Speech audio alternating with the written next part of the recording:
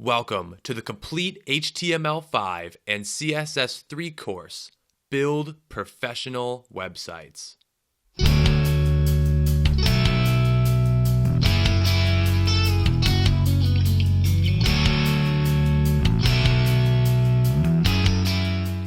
Hi, my name is Joe Paris, and working together with Shazib Kamal, we will show you step by step how to use HTML5 and CSS3 with multiple lessons and lectures.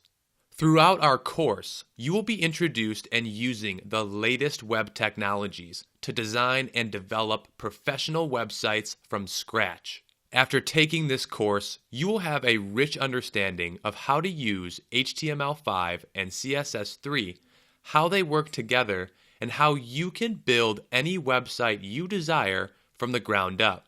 In our next lecture, I'm going to go over with you our course structure so that you have a great idea of what's to come throughout the rest of this course. See you there.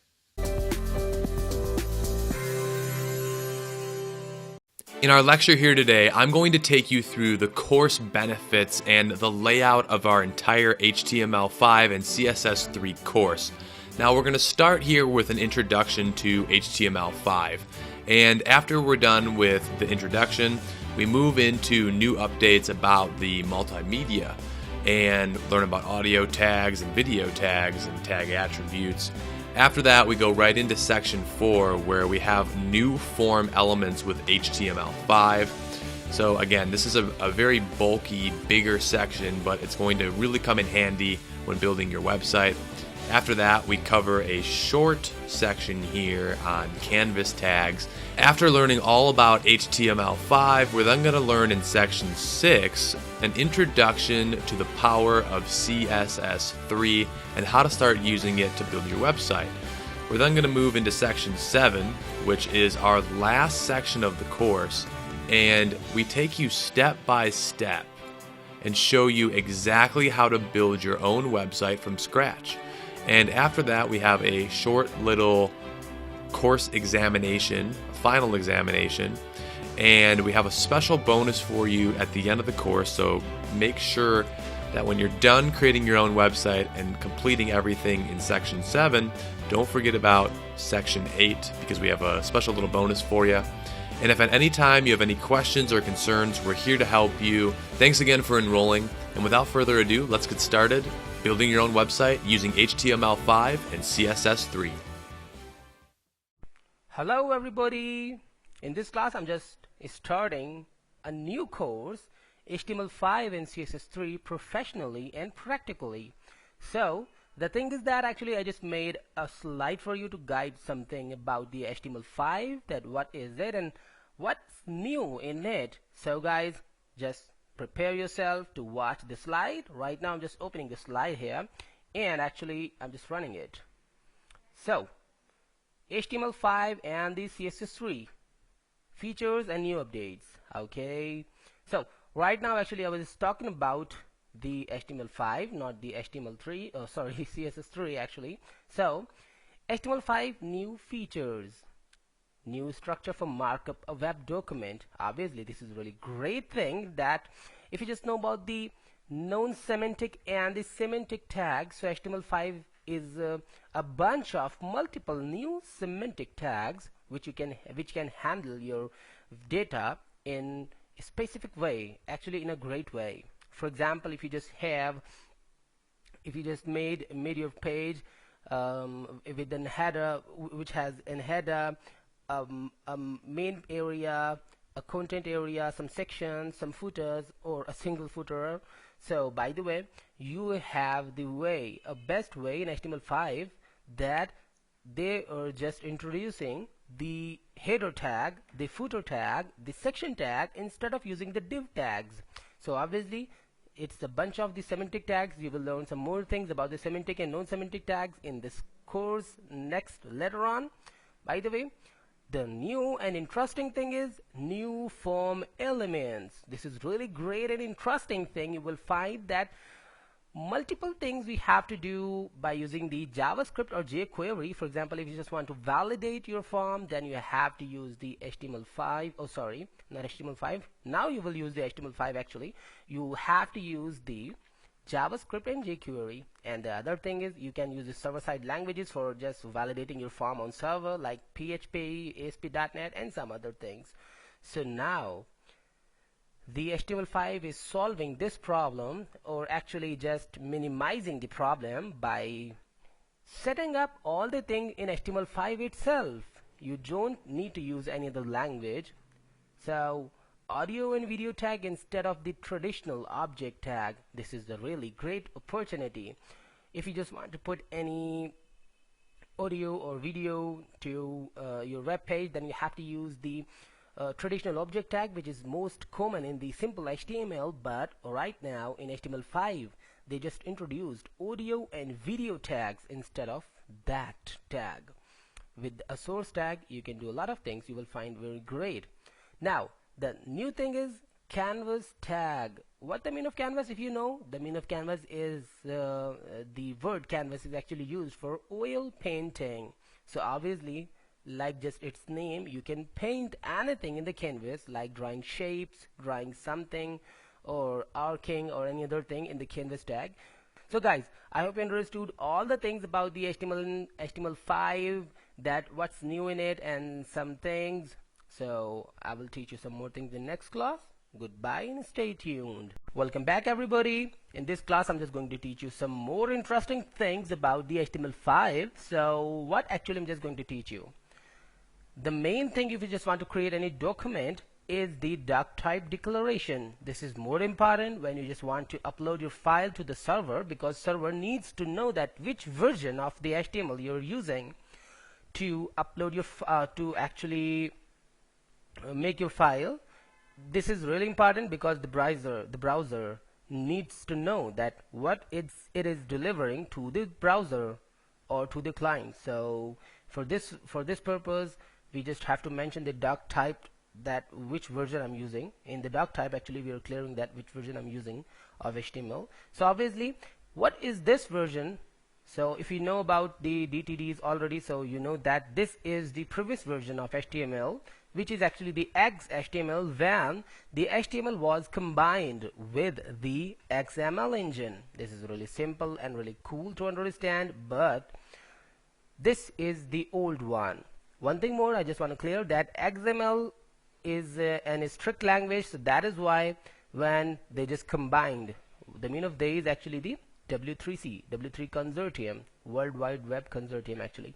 So by the way, when they just combine the HTML with XML engine, then the HTML becomes tricky and little bit restriction language, so restricted language actually. So we must have to care about all the things, like specifically like when we just typing, we have to care about the caps that we're typing in, small caps or capital caps. So this is really important thing. This was the really important thing, but right now when we're just working in HTML5, so HTML5 is very loosey, so there you don't need to really care about these small topics, but you should care because obviously you're working professionally. But actually HTML5 is loose language. So here I just mentioned the XHTML 1.0's doc type declaration, so I'm just removing it, and now I'm just clearing that I'm just making this document in HTML5. So what do you think, how much lengthy or how much lines it should take? Obviously it's HTML5, so I'm just typing doc type HTML and just cover the tag.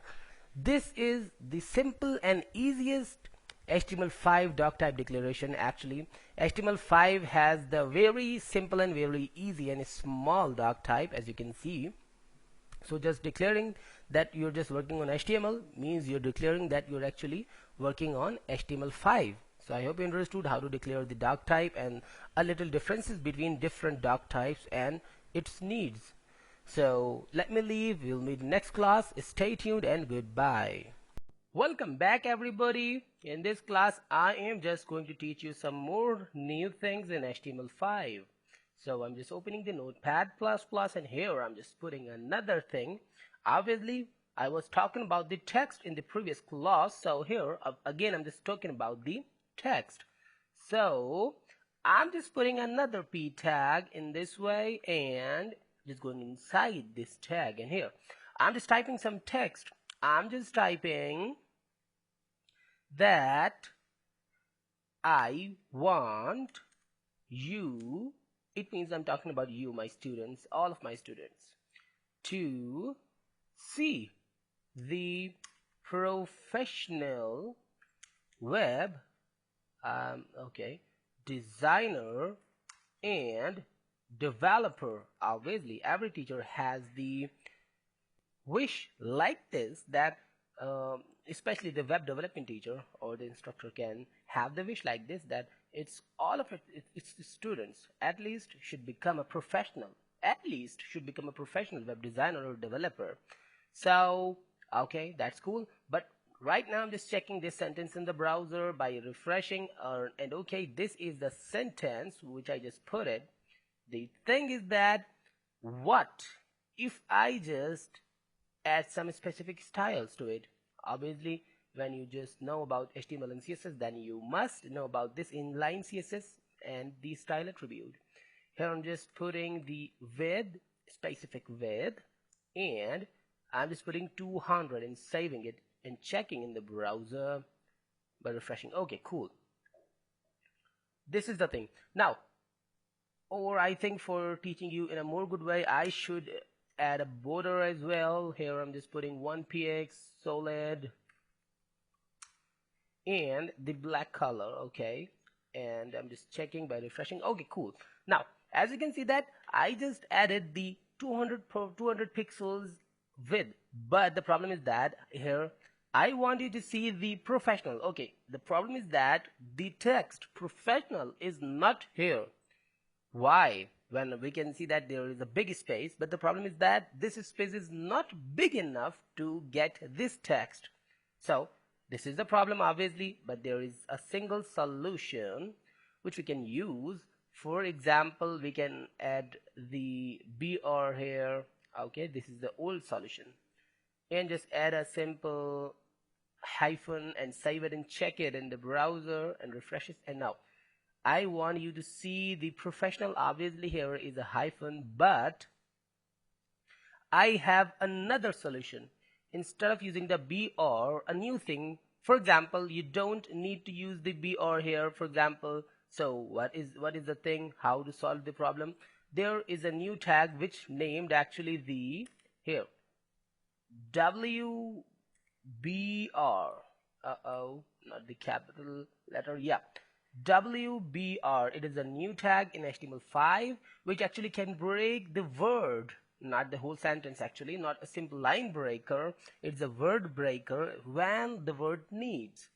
So how to use the WBR in the sentence? I'm removing this from here and just going to the line breaker and just removing the simple BR and updating it to WBR. Okay, that's cool.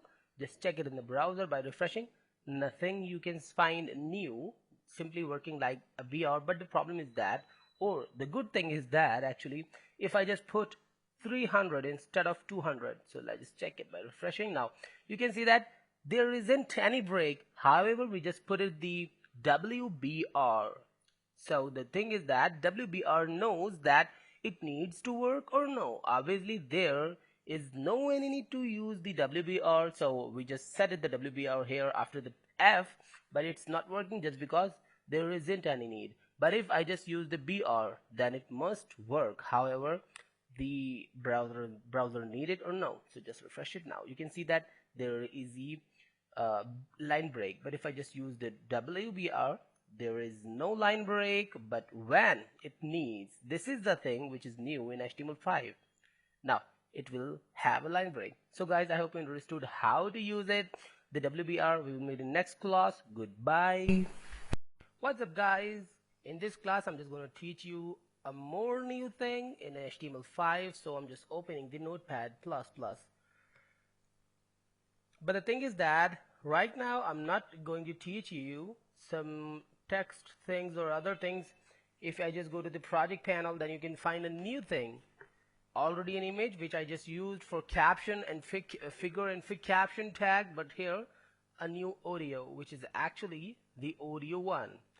So the format of this audio is actually if I just go to the properties, then you can find this is the .mp3 in type. So I'm just clicking on OK, no problem. So I'm just adding this audio in our page. So how to add or how to do this, I am just going more bottom of the P tag. Okay, right now I'm just creating the audio tag.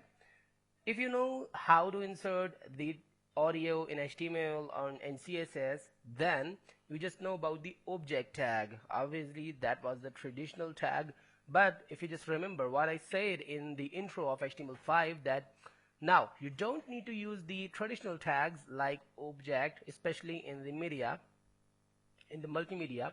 Here I'm just using the audio tag directly, the ending tag of audio. But now where to put the reference of that file and in which way, in src, in href. So obviously we will use the src, as same like we just use the src in images, but I'm not putting the reference of that audio in the audio tag. I'm just creating another tag here and just typing source, source. This is the embed tag, and just press an enter and space and use src and is equal to and double quotes, and here inside the double quotes I'm just putting the reference of that file. Okay, really simple and really easy to understand. I'm going to the project panel. This is the project panel of our file index.html. Here is the audio 1 file, which is the mp3. So I am just mentioning the file name audio.mp3. Okay, now just press any space and insert some more attribute, or an important attribute. Actually, we just have to mention the type of this audio.mp3 file. So I'm just pressing type. This is an attribute, and here I'm just typing audio. Obviously this is an audio, and the type of this audio is mpeg. Okay, let's just save it and check it in the browser by refreshing. I'm just refreshing here. Now nothing to see. Just why?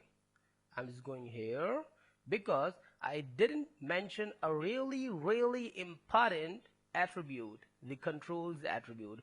That is the empty attribute, as we learned about the empty attribute already, which is a new addition in HTML5. And obviously by this way HTML5 is just trying to get the place again and trying to beat the CSS. So I'm just pressing in space and just putting the controls controls.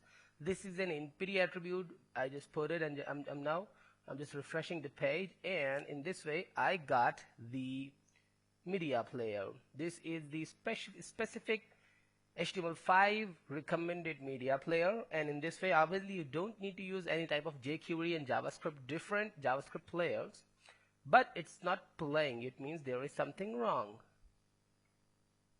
And I hope you got the problem. Actually the file name was audio1 here, audio1, and we just put it the audio only. So I'm just typing audio1 in this way, audio1. I'm just saving it back and just checking in the browser by refreshing, and now you can see that this is the meaning of this time. The 4 minute and 5 second is actually that the song is recognized, or any music or whatever you just put it. I just put it a song, obviously.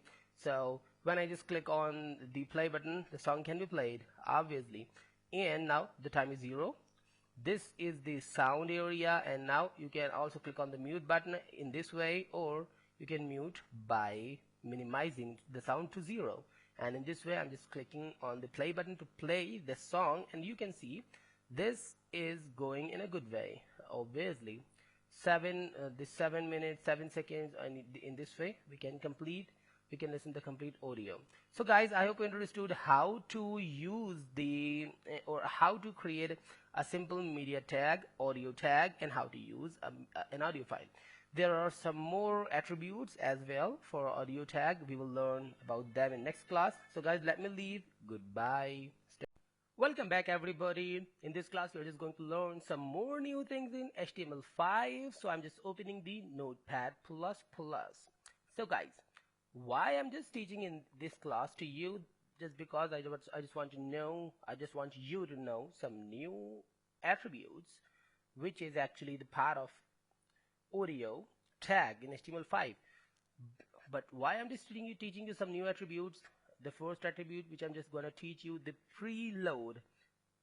The problem is that actually why they made that attribute, you know that the full music length is 4 minutes and 5 seconds, but the problem is that this is on my computer, that's why it's just completely loaded, and when I just click on the play button, it just start running, and as you can see that it's fully loaded because it's just on my computer. But what if this song is in my server on the net?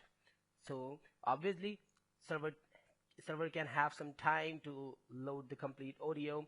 And what if there are approximately 100 audios or 50 audios or something? So the problem became just simple that if you just set automatically loading by the value of attribute the preload in all the audios, then you can imagine that how much time the browser can take to just buffering these elements in all these audios. So I don't want them to be automatically loaded because it can take time, specifically when user just clicks on any audio, then that audio should load. So here I'm just using an attribute here, not in the source area, in the audio area. I'm just putting an attribute by pressing in space and typing preload and pressing is equals to and double quotes, and here I'm just putting the value of the preload to none. Okay, the by default value is auto. Okay, if you don't need, actually we don't need to put the auto because it's the automatic value of the preload.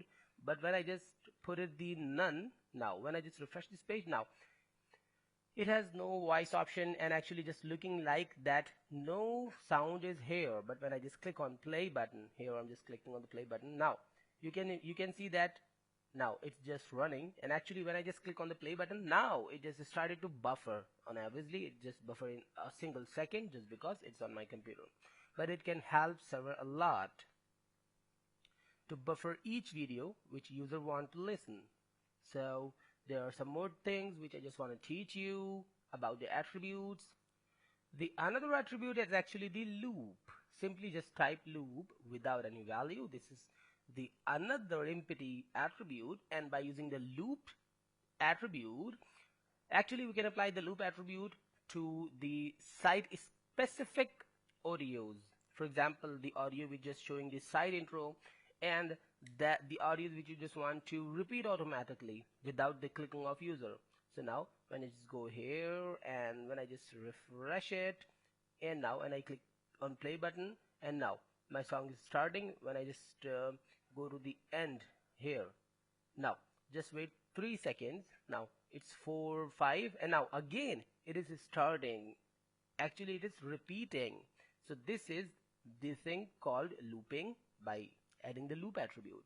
The another attribute is autoplay, and obviously that attribute is the empty attribute as well, but for using that attribute I just have to copy the audio tag just because I just used the preload at the top, and here I'm just going to use the autoplay. And obviously we can't use the autoplay and the preload attribute in the same, this is in the same audio, just because it is impossible to fit the value of autoplay to any audio and then set the preload as well, obviously.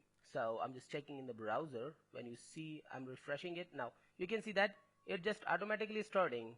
Okay, it is automatically starting, and this is not starting because it's just the preload is none of this audio. I'm refreshing again, and you can see again that it's just automatically starting.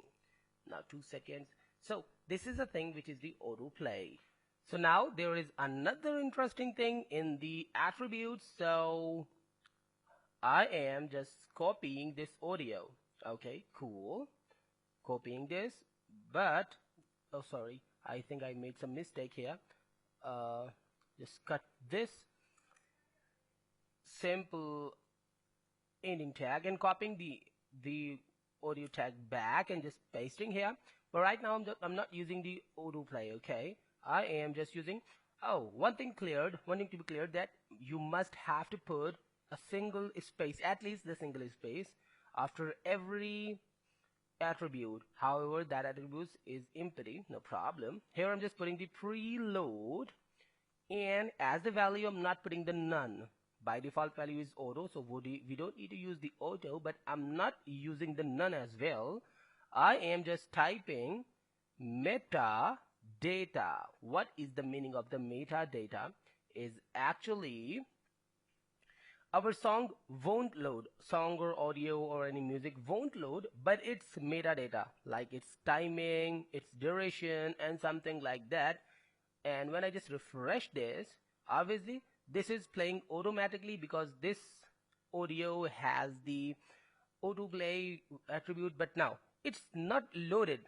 It is same like this audio, the top audio, but the problem is that, or the new thing is in that it's preload, its metadata has preloaded, means its timing, its duration, all of the things has just loaded, but song isn't loaded. Okay, this is more good thing to show the user the time and other thing, but when user clicks on the song, then the song will start buffering.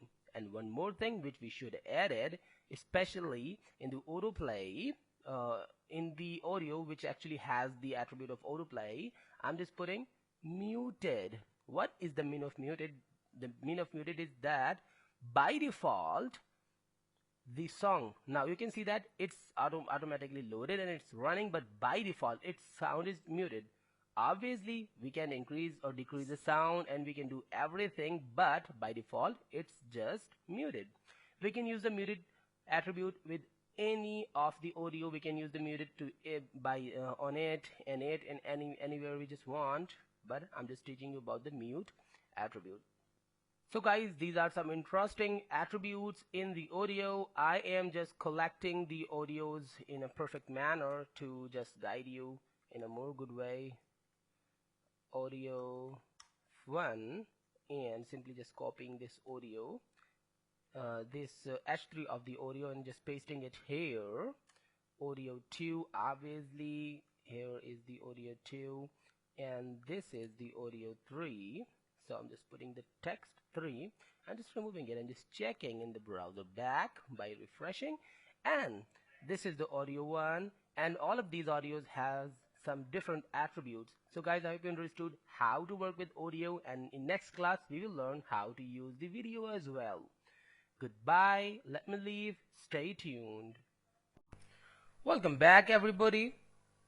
In this class we are just going to learn some more the new things in HTML3 or HTML5 and CSS3 actually. So right now we didn't learn anything about the CSS3, but we're just covering the HTML5. So I'm just opening the index file which we just made in Notepad++. Here is the file. Obviously we've just made 3 different audios and we just put it different type of attributes and same audio on all the 3 audio tags. But one thing you can see here, a new file, the nm1. This is the mp4 video file. If I just double click on it, then you can find this video here in the player. This is a simple video without voice, so this is not a matter that I'm using the voice or no.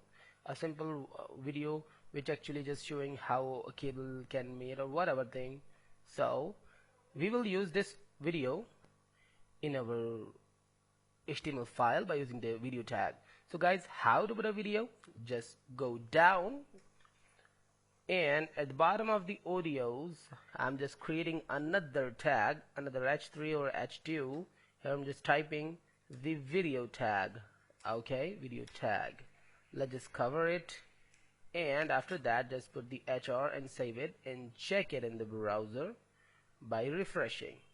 Now this is the new thing, the video tag. So guys, what I'm gonna do is actually creating a video tag, which is really easy and really simple to do. Simply just put the not this thing, yeah, simply just create the video tag, and inside this video tag just put up the source file, which you already knew how to put. Obviously because we just put it the same source tag in the audio as well. And now just mention the src, obviously in the same sense I'm doing the same things here. Just put the name, or what is the name of the video, .mp4. just mention, this is really important to mention the extension as well. Just press an space and just type attribute, and then obviously this is not an audio, this is a video, and slash this is mp4 video. Okay, that's cool and perfect. When I just click on the browser by just refreshing, and now can we get the result? This is the result, but can we play it?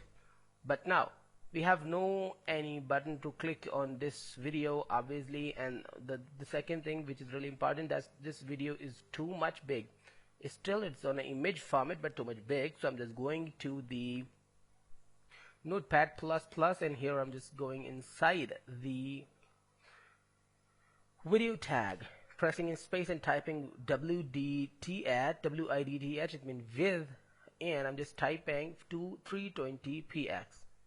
okay, let's just go to the browser and refresh this, and in this way I got the video in a small format. But the problem is that again we have no option to just watch the video or click on play or something. There is no play button. Just why? Because we didn't put the controls attribute as we just put it in the audio. Same like we have to put the controls attribute, which is actually the empty attribute here. Just click here and just put up the controls controls, and just go to the browser and refresh it. And in this way actually we got all the links and all the controls of this video. And I think you understood how to add a video in your HTML file by using the Notepad++. This is the play button. Okay, by clicking the play button you can see the video. Obviously this is the sound controller. You can minimize or maximize the sound, or you can mute it. So simple. And if you just click here, then you will find the video in full screen way. So obviously you truly understood that you don't need to use any type of jQuery media players or something when you just use the HTML5 tips. I'm clicking here. In this way I got the video in full screen. Obviously your user can get as well. So guys, I hope you understood. This is really easy to do and understand. We will learn some more things about the video in next class. Let me leave. Goodbye. Welcome back everybody. In this class we are just going to learn some more things to add some features on the video or the video tag. So guys, obviously you truly understood how to add a video, but right now we are just adding some features in it. So most of the features I'm simply just going to copy all the video tag in this way and just going to paste it. And here what I'm gonna do is actually adding a new thing here. I'm just putting autoplay. Obviously you already knew about it, the autoplay. We just learned about the autoplay in the audio tag. So obviously what autoplay can do, when I just refresh the page, my video will be played automatically. As you can see here, it's just playing automatically when I just refresh, whenever I just refresh this. This is the thing. But obviously first it needs to be buffered, but I'm using this from my local machine, from my computer, so that's why it doesn't. But in the professional computers or in the servers it needs.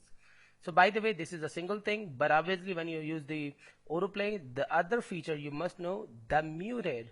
This thing you already learned as well in the audio too. So this is not a new thing for you, but I'm just confirming that by using the muted attribute you can play an automatic audio here with the muting. Okay, that means it cannot distract users interaction actually, but it can be played automatically. This is really cool effect. For example, you just want to play a video and you just want to show something from the video and want your user to be concentrated on the video, so you can autoplay it, but you just think that the voice can disturb to the user, so you just mute it. So this is the second feature, and the other thing is the preload, which you already knew. So I'm using the preload on the top because I can't use a preload and autoplay with the same videos. So I'm just using the preload to everything is fine. I'm just deleting, I don't know. So here I'm just typing preload, and here I'm just typing, oh, actually the reload has been detected by the Notepad++. Instead of preload, it just detected the reload. So what I'm just putting here, the none, same like I just put it on the audio. When I just put the none in the preload, the video won't be automatically buffer. Let's just see, it's not buffering and just showing a blank thing. When I just click here, then it is buffering and showing the result. This is a good thing. But if I just put the metadata instead of none, then the browser will just catch the metadata of the video, like the image and other things, but actually didn't load the video, whole video, just loaded the first view of the video in this way. So guys, I hope you understood about the preload, metadata. You already knew about all the things. One thing more, I'm just clearing you that a new thing in the video attributes is the poster. So poster, obviously this tag is not preferred to use with the autoplay video, obviously. So where you just use the autoplay, you don't need to use the poster because it won't work. Because in the poster, what you can do, for example, you just want your video not to play it automatically, and you just want your user to be clicked on the video, so you can show a poster instead of the video before clicking to interact the user or attract the user to be clicked on the audio or on the video, sorry. So here we can add any picture, any image, actually not the audio or video. So I'm just going to the folder, and which is the image it is. Oh nice, I'm just using the same image on the video. At the top of the video here, I'm just typing img1.jpg and just save it. Just mention the name of the video or the path of the audio, sorry, not the video, actually the image or the path of the image. Just refresh it. Now you got the thing. There is an image showing. Okay, it means now user can attract the video or the image, that the image is looking really good. Now I should click here, then user will click, then you can see that the video will run. So this is really cool. The poster attribute is really good. But one thing more, if you just want to play your video automatically like the autoplay, then an other attribute you must know, the loop. And as you know that by using the loop attribute, the video or the audio, because you can use the loop in audio as well. So by the way, the loop can make your video repeated automatically at the end. Obviously you can see that it just crossing the time, 3 seconds, 4, 5, 6 and 7, and now it's repeating automatically. This is the thing which loop can do, and actually loop is doing here. So guys, these are some elements or the attributes of the video element and the video tag. I hope you understood truly. Let's just leave me, and I will teach you some more things in next class. Goodbye, stay tuned.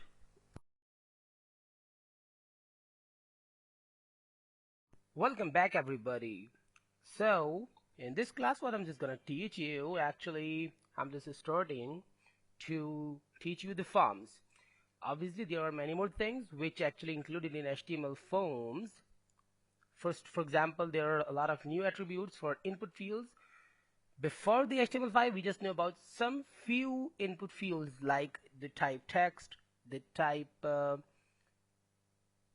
radio button, the type check boxes, and the type submit or some other things. But now you will find a lot of things like input type number, input type date, input type week, and input type email, and a lot of different semantic form elements, obviously, and some new tags as well. And you will find a lot of great things in HTML5, and you will find that you can make your form more interesting. So first of all, I'm just going to create a new folder here, HTML5 forms. Okay, cool. HTML5 form, and here I'm just making a new web page. Here I'm clicking on the new tab and new page actually, and here I'm just typing the basic HTML coding. So this is really easy to do. Obviously I'm just saving it. Here I'm just saving this new file inside the HTML form. I'm just saving it, and here inside the HTML tags I am just putting another things like head tag, and here is the body tag, which is really easy, and here I'm just putting the title, not here actually, the title tag. HTML5 form elements are really easy to understand and really simple to use, but obviously after learning the HTML5 form elements you won't need to use the jQuery. I'm just typing jQuery here. Well, no problem. Yeah, you don't need to jQuery for the form validations or any other things for designing and animating the forms and something. Well, right now I'm just going inside the body, and here I am just updating the body. So first of all I'm just adding the form tag, which is most famous and most common tag for every web designer obviously, and the developer as well. Developer are more famous with this tag as well. So by the way, here what I'm just doing, actually just creating a table. Okay, table, cover the table, and inside this tag here just put some TRs, TR, and I just created a single TR, and here inside this TR I'm just making some TDs as well. So this is the first one, TD. Actually I'm just trying to make two TDs. I'm just thinking to make two TDs in one TR. Well, this is just about the form layout. So this is another TD. Okay, cool. I hope you understood how to draw a table, or actually how to make a simple layout. Here I'm just typing name, and here I'm just typing a simple input which you already knew, because I'm just typing the old one of HTML, simple HTML or XHTML. So this is the type of text. Okay, cool. Here I'm just typing other thing. I am just pointing out the name, and after the name I'm just putting email. For example, I'm just typing email, and here in the input I'm sorry about that. Yep, I'm just putting the another one here. Yep, I did it. Now let's just check it in the browser. I think I've done some mistake. Now it's covered. Right now I'm just opening the HTML and CSS3 folder, and here inside this folder, HTML5 forms, I'm just running the index page, and I just done the thing. So here, this is a very simple HTML element which you must know about it. So I will just make some new elements in next class. Actually this is just the creation of the form. In this class we just done the creation, simple creation, but in next class we will do some more things. So guys, let me leave. We'll meet in next class. Stay tuned. Goodbye. Welcome back everybody. In this class I'm just thinking to start some CSS touch. So obviously we didn't do anything still with the CSS, but I think one thing more, I think I should just use a back tab here. So by the way, what I was talking about, actually we didn't use the CSS yet, but I'm just thinking to use the CSS, the basic CSS, not the CSS3. Obviously we will learn about the CSS3 and later on, but right now I'm just creating a simple file. Actually just want to get a perfect and beautiful form. So for this case and for this purpose I'm just making this simple CSS, which you must know already, because this is not HTML, this is the HTML5 and CSS course. Well, I just made a wrong file with the wrong extension. Actually I'm just making another file here. I just made a C# file, as you can see here, this Visual C# source file, by the way. So that was just done by mistake, so I'm just clearing it. And here I am just using the universal selector. So by the help of the universal selector, obviously you know that we can heal the padding, the default padding, and the margin. The by default margin is 10px and 10px padding, so I just healed it. And here I'm just linking that CSS file here. Relation is the style sheet and cool, and the reference is the actually style.css. Perfect. Save it and just go down a little bit, or just open up the Chrome and refresh it. Nothing is made which has some changes, so I'm just going here in the style CSS and just calling the form. Okay, and inside the form I'm just using a basic CSS technique to get an element in center. Just put up the specific width. The first thing to get any element in center is actually put the margin up to 0 in auto, actually 0 from top and bottom, and auto from the left and right actually. So here I just put it another thing, the width, and I'm just mentioning the width up to 300, okay, or 400 is more good by the way, and in specific height which we can change whenever we want. So in this way, just save it and check it in the browser by refreshing. Now this is on the center. Actually this is not on the center. The form element is in the center, and that element, it means that inputs and the table tag is inside this form. So here I'm just using a background property for adding the background on the form, and the color should be silver, a simple and default color. Okay, this is the thing which I just done, and let's just make sure to add some specific padding here. I'm just adding 20px. Save it and check it in the browser. In this way actually my text is here. So after that, what I'm just doing, actually I'm not doing anything with the table at the moment, but directly I'm just calling input, and that input who has the type of text. Obviously all of them has the type of text, so I don't think that I should use this type. I'm just removing this. Directly I'm just calling the input, because I will use some other kind of inputs as well. So here I'm just typing width should be 200. I will change it if I need, and the height GHT should be 30px, and just save it and check it in the browser, and this is the thing which we got. So here I'm just updating it to up to 50 and refresh it. Okay, cool. But I am just going to add some more things here. A little margin up to 10px, and save and check it. Okay, this is more perfect. And just press an enter. I'm just using some CSS3 properties as well, but I will teach you about them in some later chapters. So here,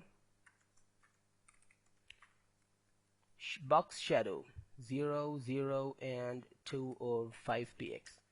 Okay, and this should be inset.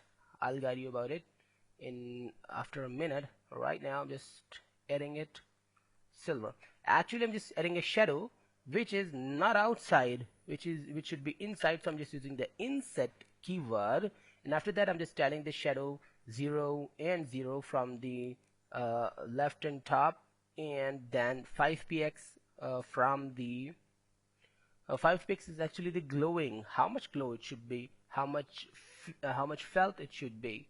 So here just refresh it, and this is the thing which we just did. And the other thing is I'm just adding a specific border, and here I'm just typing 1px solid, and the last thing is black. Okay, black is perfect. Refresh it. Okay, cool, but not looking really great. So here I'm just adding the color of gray to get a perfect and more interesting result. Obviously there is a result, you can see a little amount of effectiveness. So now just add some more things here in Notepad. I'm just going here and just adding a specific heading, h1 and h1 and HTML5 form. Okay, save it and check it in the browser. Okay, cool. And what I'm gonna do after this, I'm just using the HR. What I mean of HR is actually horizontal rule. Refresh it, and this thing which we got. Okay, I'll do some more things in the next class, and actually I will use some other things in this form, obviously. But right now, I've done the CSS, the basic CSS in the form. Okay guys, let me leave. We'll meet in next class. Stay tuned. Welcome back everybody. In this class, I'm just gonna teach you some more and interesting things about the HTML5 forms. So I just opened the HTML form here, and here is the result of it. Okay, this is really simple and really cool, but I'm just opening the Notepad back, and here, this is the simple text. Okay, perfect. But this not should be the simple text. Obviously, here we're just getting the email address. So I'm just changing the type text and just typing email. This is the new thing which the W3 just added in the HTML5. So W3C is actually the organization which is handling the complete HTML and CSS and many other things related to that. So here, nothing has changed, but right now we just have to add the submit button. Obviously, we are just validating the form in this way. This is really easy. Here, I'm just making another TR, and obviously here in this way, I'm just adding and TD and the TD and duplicate it, and the second TD I'm just typing input. Not in the capital letters, input type, and here submit. So let's just save it and check it in the browser by refreshing, and this is the thing. Okay, when I just click on submit, nothing has happened, and actually the form is submitting. Obviously you can see the question mark. It means that form is submitted, nothing happens. But when I just type my name Shahzaib here, okay, but when I just type simply my name here again in the email field, here I'm just typing Shahzaib, and now I'm just clicking on the submit button, and now please include an @ in the email address. Shahzaib is missing an @. So guys, this is the thing, and this is the way that how we can validate the email address by using the HTML5 form elements. So I hope you understood that the email type is specifically working only the emails, and if it didn't put the @ sign, obviously it's not accepting. For example, I just added the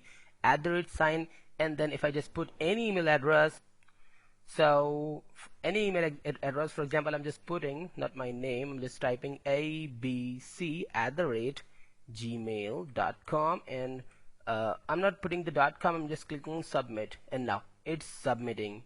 The validation is only on the @, not on .com or something. But we must have to put the abc @. So I hope you understood that. Now it is just telling that the @ is incomplete. Obviously we have to put some more things, for example Gmail or something. Now if I just click on submit, it is submitting. But I hope you understood how we can validate the email address in this way. It is really easy. In the next class we will learn some more things about the validation and how to use different HTML5 form elements. Goodbye and stay tuned. Welcome back everybody. Now if you just want to get the result, or if you just want to get the reviews from the user, that how much they like your website, and you just want your user to submit the likeness or the reviews in the form, so you can make it. Obviously I'm just copying the previous TR in this way and just pasting it here by this way, and now here I'm just typing how much you like our service. Okay, cool. Just save it and check it in the browser, refresh it. Now this is the new thing. Oh, this is too much lengthy, or I think I should just type rate our site. Okay, cool. Save it and check it in the browser. This is the thing.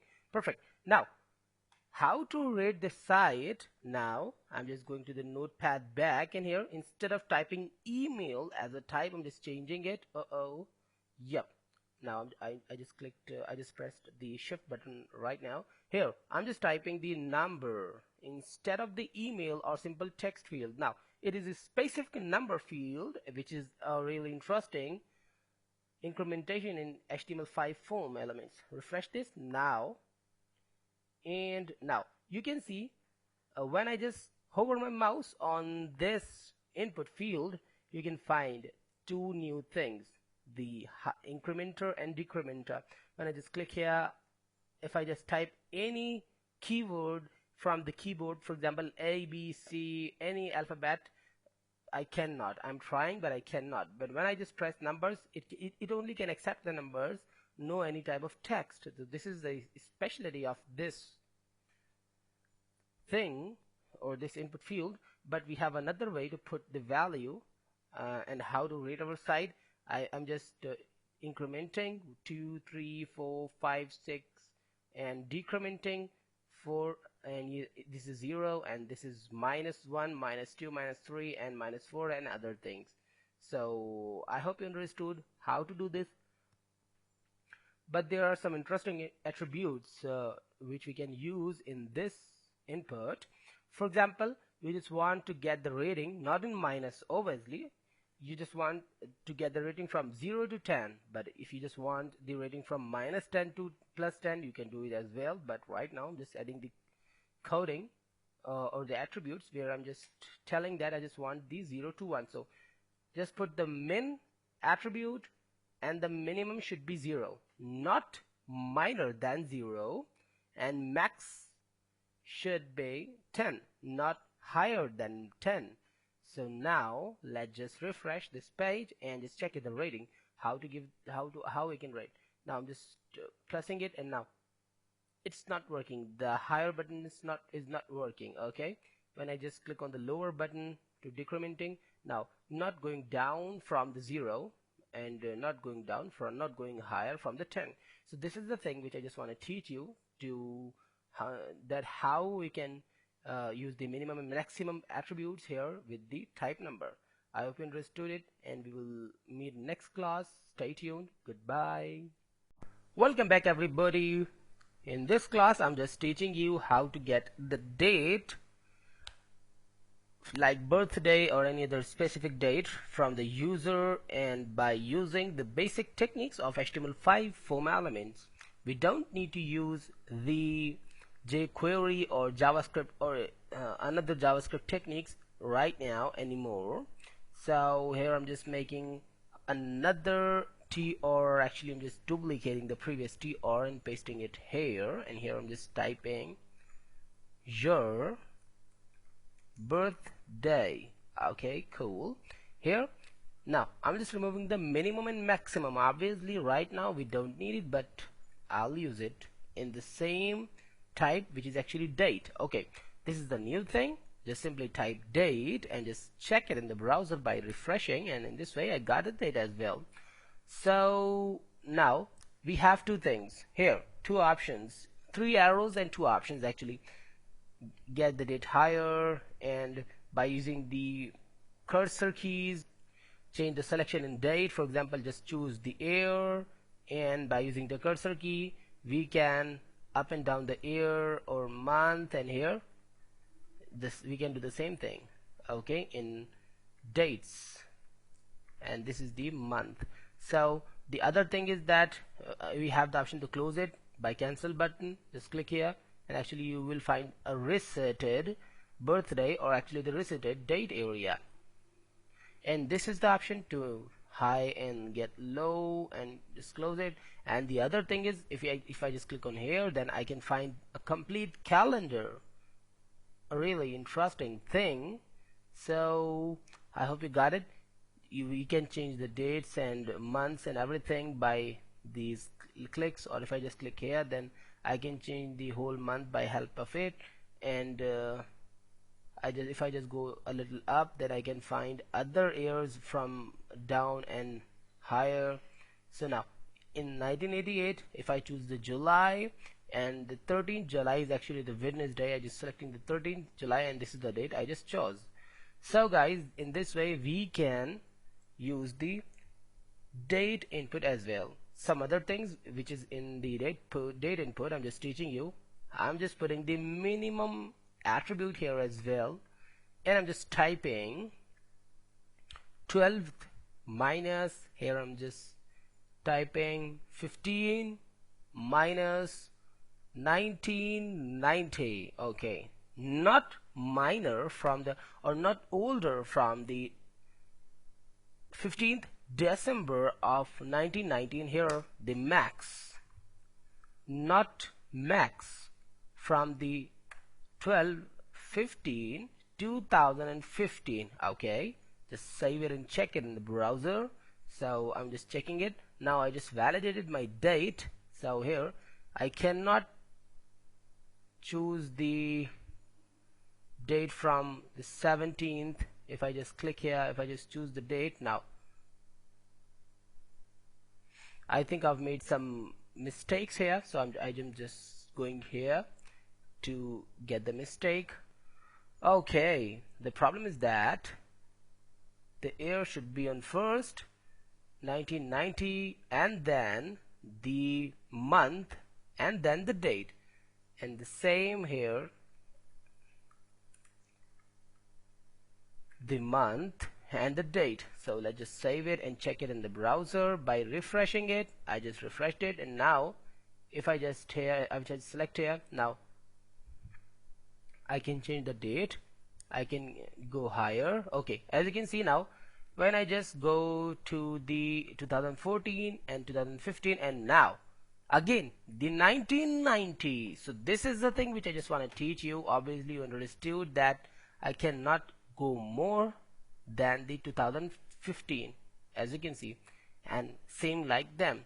So guys, I hope you understood how to validate the email address, the date as well, by using the minimum and maximum values. I can just adjust the specific date, and simply we can use them on birthday. Obviously, for example, you can put up that not older from 1945 and not newer from 2015 or 16, whatever. So in this way we can use the date input field in more good way. So goodbye, see ya. Welcome back everybody. In this class I'm just teaching you some more new things in the HTML5 form elements, and actually I'm just teaching you some new things about the date. So for example, if you just want to get the date with the specific week as well, obviously in this way we cannot get the week. So I'm just adding another tr, and here I'm just typing in the parentheses that with week. So let's just save it, and now here instead of the date I'm just typing week. Just save it and check it in the browser by refreshing, and in this way I got your birthday with week. This is a simple birthday, and this is a week area. Here obviously I can select the whole date here as well, but right now you can see a new column which is actually the date column, the week column actually. If I just select the Tuesday, now this is the 33rd week of 2015. I just choose the date which is in the 33rd week. If I just click here on the Wednesday, on the Thursday, I can't show the date here. I can show a specific week. Okay, the 32nd week of 2015 I'm talking about. So in this case, in the same way I can do all the things. The 52nd week of 2014 I'm talking about. So in this way I can choose the specific weeks, but some more things here as well. Just go to the Notepad++, learn some more things. Let's just copy this tr again, because I just want to show you how to select the specific month instead of week. So just copy and paste it in here, just type with month. Obviously here I'm just using some new techniques, and here instead of week I'm just typing month. So okay, perfect. Just go to the Chrome and just refresh it. Now here is the week area. Obviously you can select the specific week, and here is the date area. You can select the specific date, and this is the month area. Just go to the calendar and just select any date. And now you can't select any specific date. Obviously you can see that you're just selecting the whole month of August, of February. Just select area. Now I'm just talking about the February 2015. However, I just choose any of the date of the February, or I just choose the July. I can choose any of the date from July. So for example 15, 16, 17, but when I just click here, now I can find the June. Oh, I just selected the June, I think. So the June 2015. So in this way we can select the specific months. So I hope you got the thing, and we will learn some more things in next class about dates and some other things. So guys, goodbye, let me leave, stay tuned. Welcome back everybody. In this class I'm just going to teach you some more new things from the HTML5 form, and actually we are again in the date input but with some new techniques.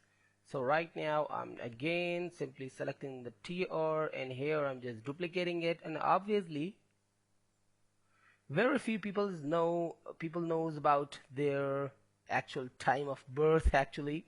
Well, I know about it. But this is not a really important thing, but here with time and date, time, local, I'm just discussing this because it's important in this class. So I'm just removing the minimum and maximum here because I'm not talking about the date anymore. I'm just talking about the time. So just type time and check it in the browser by refreshing. Now this is your birthday with time and date and time local here. Oh, I think this is not a way to put the date and time as well, only with time. So let's just save it and check it in the browser, refresh it. Now just select the time in this way, 12 or any other, and just select the other thing, just put up and just select the seconds. In this way you can do it as well. This is not a second, actually it is the AM and the PM. So this is really cool and interesting. I think you understood how to do. But another thing which we just left, I'm just teaching you. Copy the TR again and just paste it again in this way. Save it. Sorry. Save it back in here. Just type date, time, local. Save it, and here in the time I'm just typing date.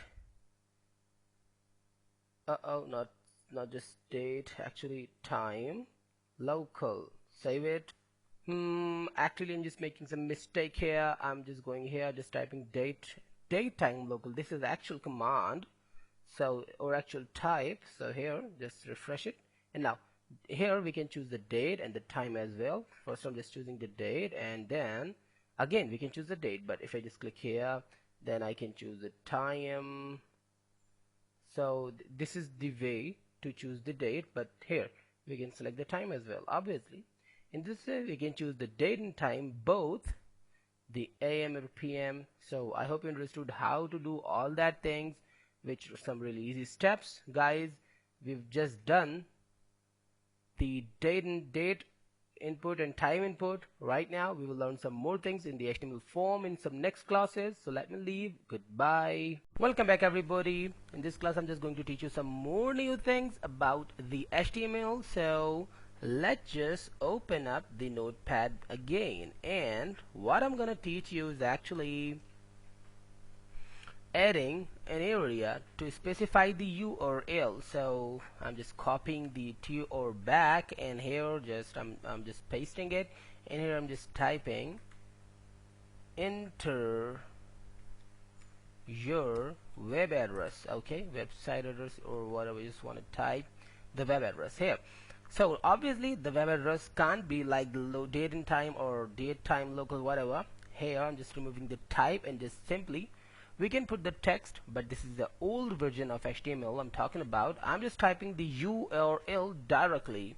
This is a new and really great incrementation which can validate the URL as well. And one thing more, I just want to clear you that the minimum and maximum actually validates the number type. It means if you just put the number which is actually more than 10 or minor than 0, then the browser will tell you that you just crossed the limits, and actually the number input is not validating in this way. So right now I am just refreshing this and just giving you a new thing into your web address, and here if I just put google.com, and when I just click on submit, now you can see please enter a URL. Okay, I can't submit my form when I just didn't until I didn't insert the true email URL actually. But I have a way. If I didn't put the email address, the URL address, so no problem, I can submit my form. But if I just use this area or the web address, so I have to put the right web address. So the right web address is www.google.com. I am just checking. When I just click on submit, again please enter a URL. This is not a URL because the URL have the HTTP or this thing actually. Now this is the validated area obviously. Now the form has submitted. It means now you can see that the question mark, and actually this is the previous one, but when I just remove it, and now if I just put the HTTP, and in this way by adding the complete URL including the HTTP, I can submit the URL. Okay, another thing is if you just want to make a search engine, so this is not a part of the simple HTML submission form, but obviously this is a part of a form, but we use the search field at the top or somewhere to searching something, not to submitting, simple submitting the data.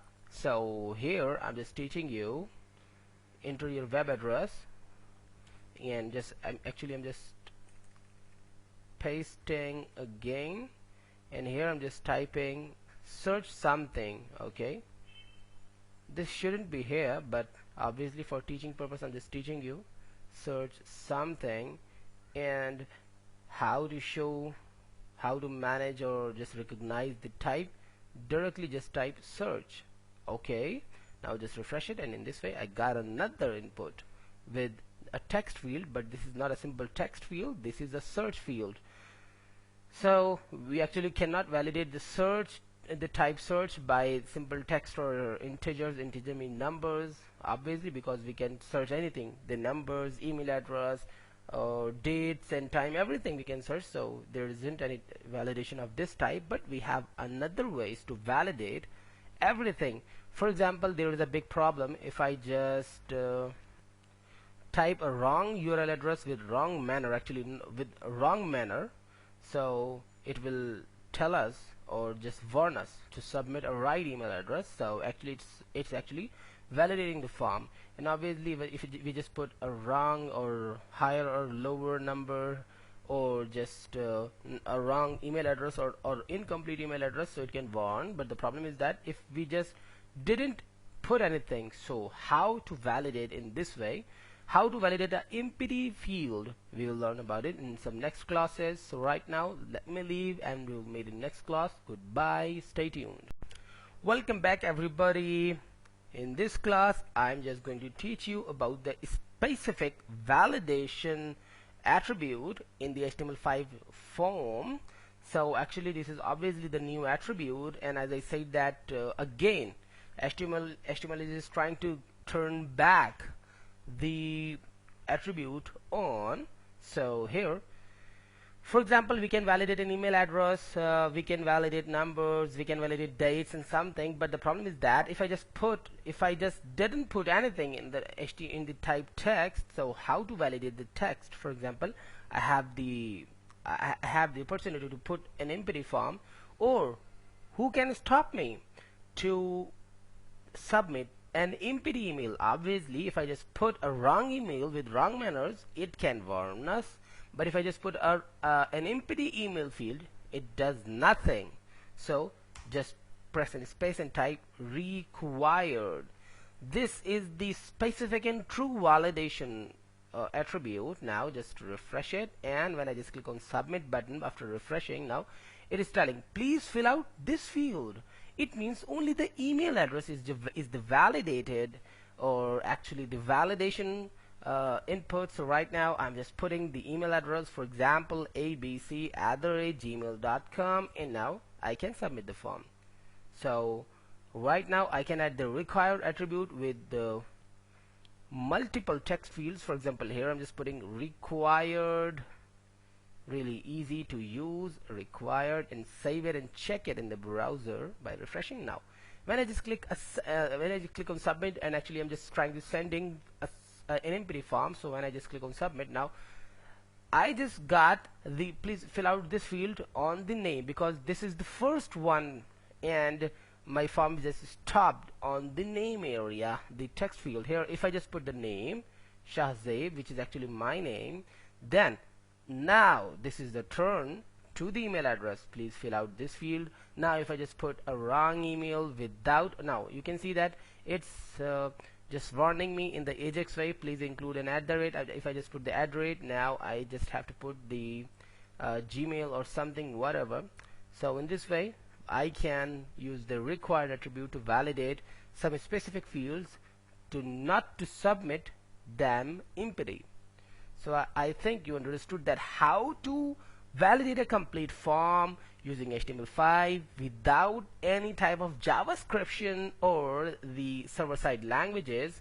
This is really cool, and we don't need to use any extra things. So guys, goodbye.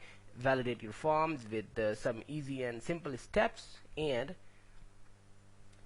go get some rest. Goodbye. Welcome back everybody. There I'm just teaching you a new element of HTML5 form element. So what I'm gonna do is actually just duplicating this again. Actually I'm just making you a range. I'm just teaching you to make a range here. What is a range? Again I'm just typing, or I think not here. Where is the option to rate our site? I'm just deleting it. I'm just going on the top area here. This is the thing, rate our site. Here I'm just pasting it again and just typing with range input. Let's just save it, and where we are, here we are. I'm just removing the minimum and maximum right now, and just simply, instead of numbers, I am just typing range. Directly I'm just typing the range. This is a really interesting and new type in HTML5 input elements. Let's just refresh it now.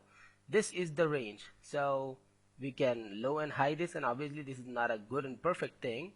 So here I am just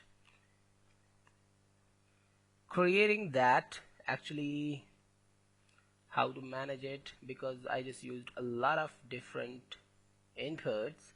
So one thing, I'm just typing here all the elements, all the input elements which are actually inside the table. Okay, all the elements which are, instead of tr, I'm just typing which are inside the td. Okay, so I'm just cutting this input, or I think okay, I'm just copying this input because I don't want to apply that effect with the range, because this is not a perfect way to apply the effects on range of CSS. So I'm just cutting it and just pasting it here up after the table in this way, just saving it, and again I'm just going to the style CSS, and here I'm just typing the tr, all the inputs who are actually inside the tr. So let's just refresh it, and this is the thing. So I hope you got it. Now actually it has a simple line, and in this way we can just adjust the range. So it's really free and really easy. We can give the we can give any value, the 100 or the 0, 50 or any, and actually when we just submit the form, obviously this thing is not inside the form just because we just applied the specific effect on all inputs. So I just make it out. By the way, when I just click on submit button, then actually the range, the result of the range or the value of the range will go to the server. I'm not using the server right now, okay, but by the way, if you just use the server and the database as well, so the value of the range input will go to the server and the database, in numerical way. Okay, so some more things I'm just going to teach you in the range here. Just mention the input, the minimum and maximum as well. We can do it obviously. The minimum and maximum attributes are really cool and really important. So minimum and maximum should be 100, 150 or 20 or 10 or whatever you just want to give, no problem. Just refresh it, and in this way obviously it's on the center. It means on 50-50, but this is the same. Obviously you can see it.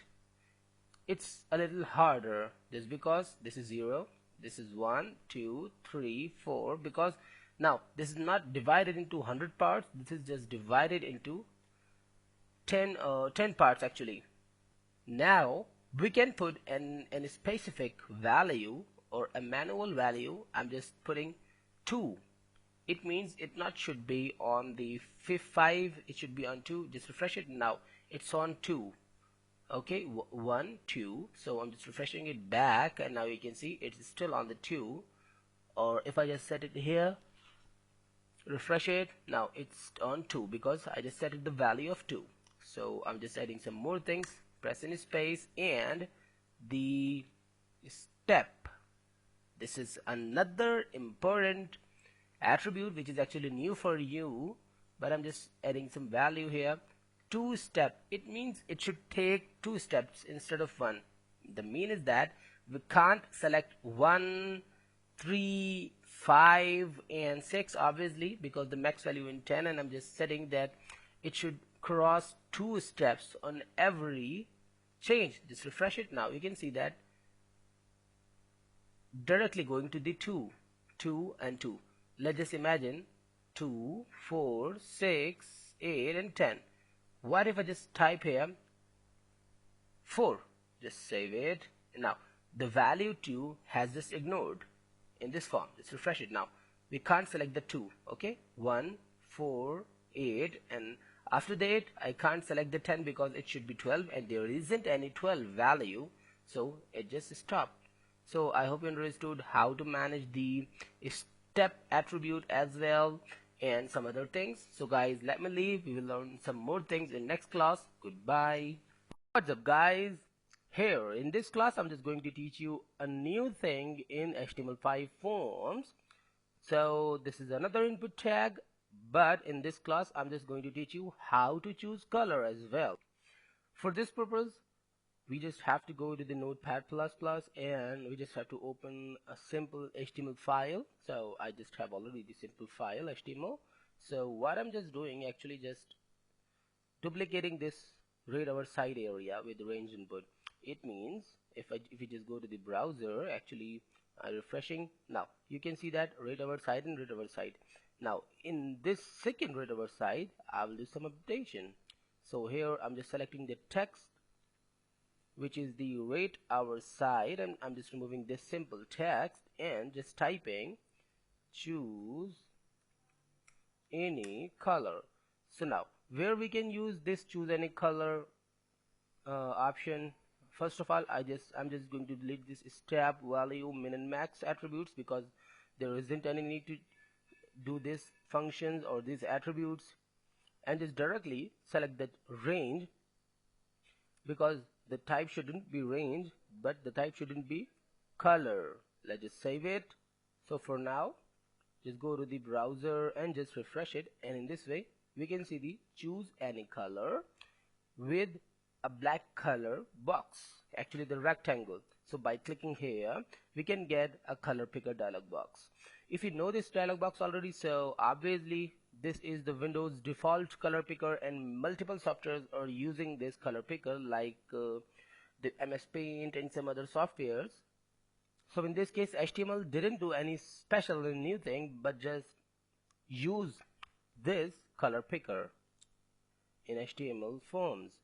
So now the thing is that where we can use this color picker, so we can use this color picker, for example, if you just want to give the user your user to the ability to select any color of for the site or any background or any color for any element. So by the Ajax or it's not important to use the Ajax, simply by the JavaScript we can give the ability to the users obviously to change the color of any element by using this color picker. And the second thing, when we just submit the color, so obviously the color isn't go directly by its face, but by its code. For example, a black color has a different code, a white color has a different code, obviously in hash with the hash coding. So this is really simple how this color works.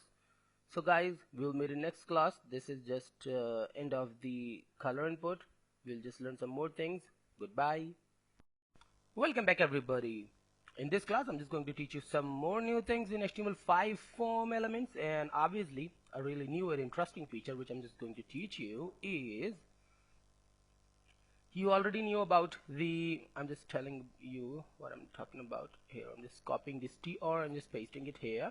Now obviously if I just tell you that select your country, okay, so obviously if you just already working on the HTML and CSS and forms, so you must know about the select element. This is really common, really simple element. Select, and inside it, actually I'm not talking about the specifically about the select, obviously you already knew about it, but for just teaching you some new things, I am just guiding you that the difference between the option, sorry, the select and that new thing which I'm just gonna teach you. Here I'm just typing America, okay, Afghanistan, okay, cool, and Africa, okay, whatever the name I'm just typing, no matter. Obviously, what is the true spelling? Yeah, Africa has C. So then Brazil, okay, so I just created 4 countries here and just mentioned select a country, and when I just refresh my form, now in this way I got the America on the top. When I click on the America, then I can select any other country. But another thing which actually added in HTML5 is just when I just paste it, and here I'm just typing select country with data list tag. Cool. Here, first of all, obviously we are just using the input tag, but there isn't any need to mention the type because directly just put the list. This is another and new attribute which we are using here. List, just mention a list name. Here I'm just typing country list, okay, and after that I can create the data list tag anywhere where I just want. This is not really important to make the data list tag just bottom of this input where I just mentioned the list country, but there I'm just doing this. But the main thing which is actually visible for the user is this input, so we just have to care about this input that we are just mentioning, and we just have to just care about these designing. But the data list we can mention anywhere it.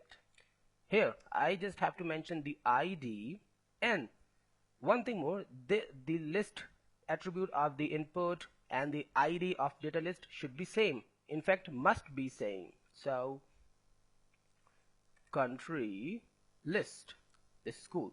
And inside it I'm using the option tag which you already knew.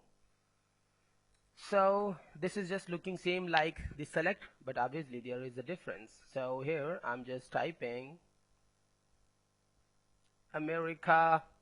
Actually I'm just doing a thing that I'm just copying this thing, all that options here I'm just pasting, and actually got the same thing. So now I'm just refreshing it, and in this way I got another select data with country, okay, select country with data list tag. One thing more which I'm just doing by after in the style.css, and removing the height of the form. So now the form height is automatic. Cool. Now when I just hover my mouse here on this input which actually has no type but list attribute, you can see an icon of drop down listing. When I just click here, I can get all the list same like this, okay. But the difference between the data list tag and the select tag, that actually we can directly type here the country name. We don't actually need to click here. If I just type A, then I can find all the data which actually has the A character. When I just type AM, only the America or the text who has the AM. Okay, or B, the Brazil is in the list. So actually this is working like Google instant search. I think you understood how it is working and what is the thing. We can type actually the name, and by typing we can get the true name. And this is really interesting thing. Before this data list, we have to use the Ajax technique for these things. Okay, if you just want to make a search box or instant search area, then we have to use Ajax techniques. But here we can do this with the data list tag.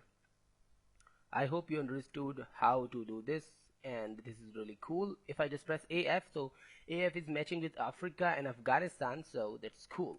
Perfect. We'll learn some more thing in next class, so let's just enjoy these new things of HTML5 and stay tuned. Hello and welcome to this class where we're just learning some new things about the HTML5 form elements. So I'm just going in the HTML index.html, and here we are just making a new thing.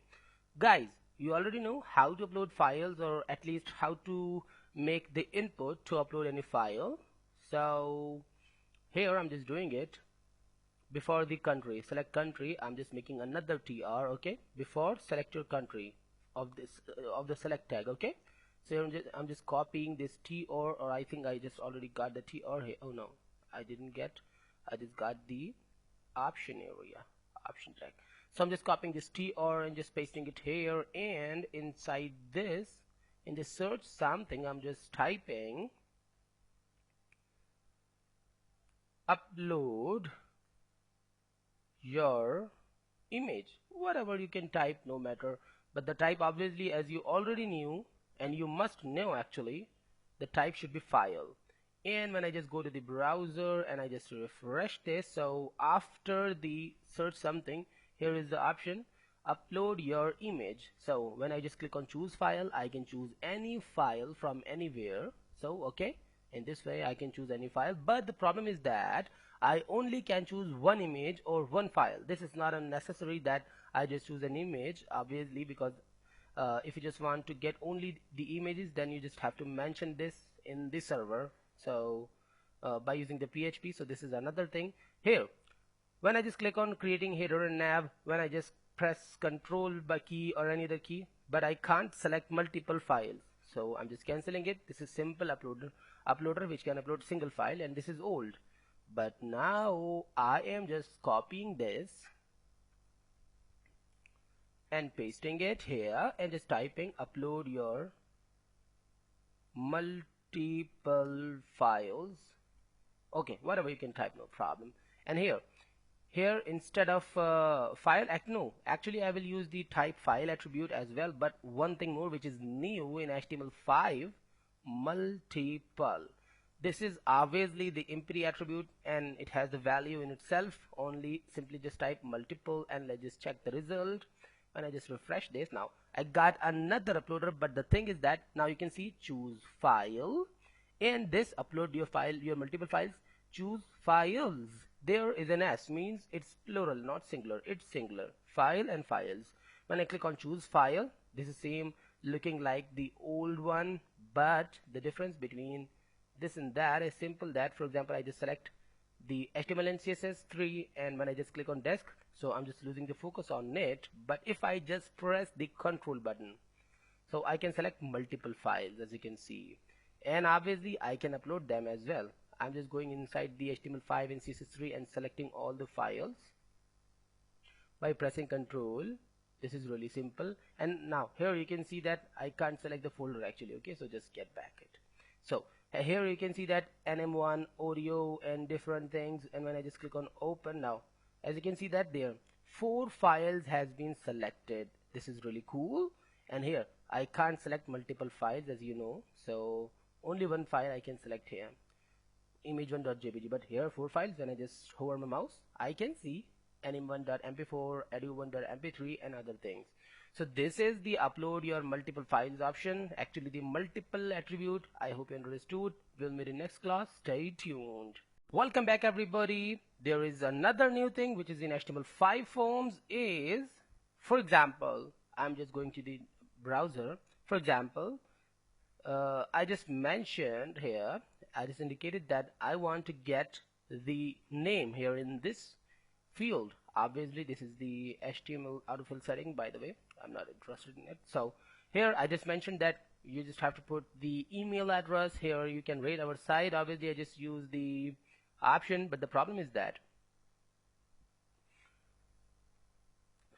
I should mention that for example, how much name I want. I want the full name or just last name or first name. So there is a way to do this. Just go to the top and just click here and just put in a specific value. For example, here just type insert your full name. Okay, cool. I just check it in the browser. So refresh this, and in this way I got the text insert your full name. However, I refresh this multiple times, but the problem is that when I just click here, then I have the text. So first I just have to remove this text and then I have to refresh this. Okay, now again I'm getting the text. It is guiding, but the problem is that before putting a new name I just have to remove the old one. So the solution is we have to use a JavaScript, or we just have to use a simple and new attribute, placeholder. Okay, placeholder is a new attribute in HTML5, and by help of it, when I just refresh this, I can get the simple text. But when I just click here, now I don't need to actually remove this insert your full name. When I just directly type my name SH, then that text is removed. But when I just remove my first keyword, then again I'm getting the insert your full name. So we don't need to use the JavaScript for these actions. Actually we can use HTML5 for this as well. I hope you understood. We can use this anywhere we just want. For example, here placeholder and insert the email address, save it and check it in the browser. Okay, cool. And what if I just use this placeholder here in the number area? This is the specific number type. As you remember that we can't type any alphabets here, but obviously this is not a simple alphabet. This is the placeholder. Insert, or I think instead of insert, please rate our site, and save it and check it in the browser. Refresh. Now I got the text here as well, but I cannot type any text is still, but I can give the number. When I just give the number, the please rate our site is removing.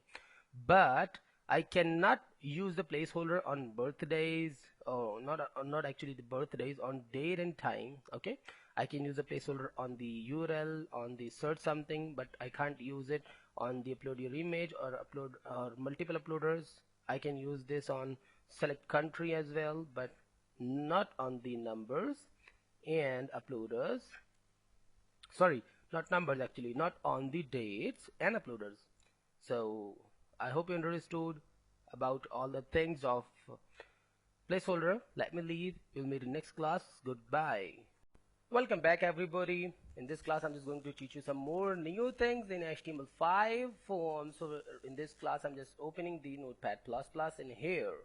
So guys, you already knew that how to use the required attribute and what the required attribute can do. Obviously when I just click on submit, and in this case I didn't fill the name and the email. Obviously the both are validated. So when I just click on submit, now it is just submitting. Why? Just go here and I just put it the required. So just refresh this. It shouldn't be. First of all, I'm just removing this question mark, and now I'm just refreshing, and now I'm just filling it again. Click on submit button. So now, yes, obviously it is just telling me to please fill out this field. Okay, if I just fill this field, then the email will stuck and I can't submit the form until just fill this completely. So, and if I just fill it, the other validation will be active means I have to fill the email field in the way of email, like @ and the domain name, so whatever things. But when I just go to the notepad and I simply just put in the form attribute, okay, in the form tag, this is the attribute which only can work on the form, no validate. Okay, by using just the text no validate, I can heal all the required attributes and other things. Obviously, when I just refresh this, and now again, this is empty, and I'm just clicking on submit button. As you can see that there isn't any question, so I just click on submit button, and now there is a question. It means that the form has been submitted. The thing is that the no validate has just veto all these required attributes and something. So I hope you understood this thing. And the other thing which I just want to teach you, when we just open the page or when we just refresh the page, so no field is by default selected. If we just want to select the name, then we have to click on it, or email or whatever. But if I just put the autofocus attribute here, I'm just putting the autofocus attribute on the email here, autofocus, focus, this is the thing. Okay, now when I just refresh this form, then as you can see that email is automatically focused just because of this new attribute, which is actually the autofocus. If I'm just deleting it and I just paste it or just retype it here on the name area, autofocus, obviously this is more perfect. And when I just save it and go to the browser by refreshing, and now whenever I just click, for example, I'm here on the Readerverse side, okay, and again I'm just refreshing the page. Now the name field, it means the first text field is in the focus just because of this autofocus. So guys, I hope you understood about both of the attributes truly, and we'll learn some more things in next class. So let me leave, stay tuned, and goodbye. Welcome back everybody. In this class, I'm just going to teach you some more interesting thing in HTML5. Obviously, we just learned many things in the form. So right now, I'm just going to teach you about the HTML canvas. So first of all, I just made a simple slide to teach you that what is an HTML canvas. So for this purpose, we are just going in the slide. First of all, the name, canvas, tag. Obviously, this is a tag of HTML.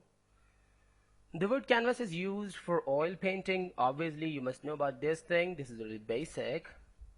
And obviously, HTML canvas tag can do many things like painting. That's why it's just called oil painting. So we can create graphical images with using HTML canvas. And obviously, if you just go in the advanced canvas, in some advanced techniques of a canvas tag, we can create graphical charts and some things like that as well. But we won't, because this is not our actual chapter to learn in only the canvas. So by the way, the thing is that we have to use JavaScript for working with canvas tag, but this is really easy and simple. Obviously, if you don't know about the JavaScript, so I will guide you how to manage the canvas with changing some basic values. So obviously we have to use the JavaScript, but actually canvas is a tag which is included in HTML5 as a container of HTML graphical data, like images, like shapes, which we just create in canvas and something. So this is a really basic introduction of the canvas, and we'll learn some more things in next class about the canvas. So let's just prepare yourself for getting the graphics. Goodbye. Welcome back everybody. In this class I'm just going to teach you some more new things in the HTML5. Obviously we're just talking about the canvas. So right now just create the tag of the canvas in this way. This is really simple and really easy. And the second thing which I'm just doing, just create a simple inline style for the canvas, and here I'm just mentioning the border, which should be 1px solid and black. Any color you can choose which you want and you prefer. And then the second thing, the width. This is really important. The width should be 300 px, and the height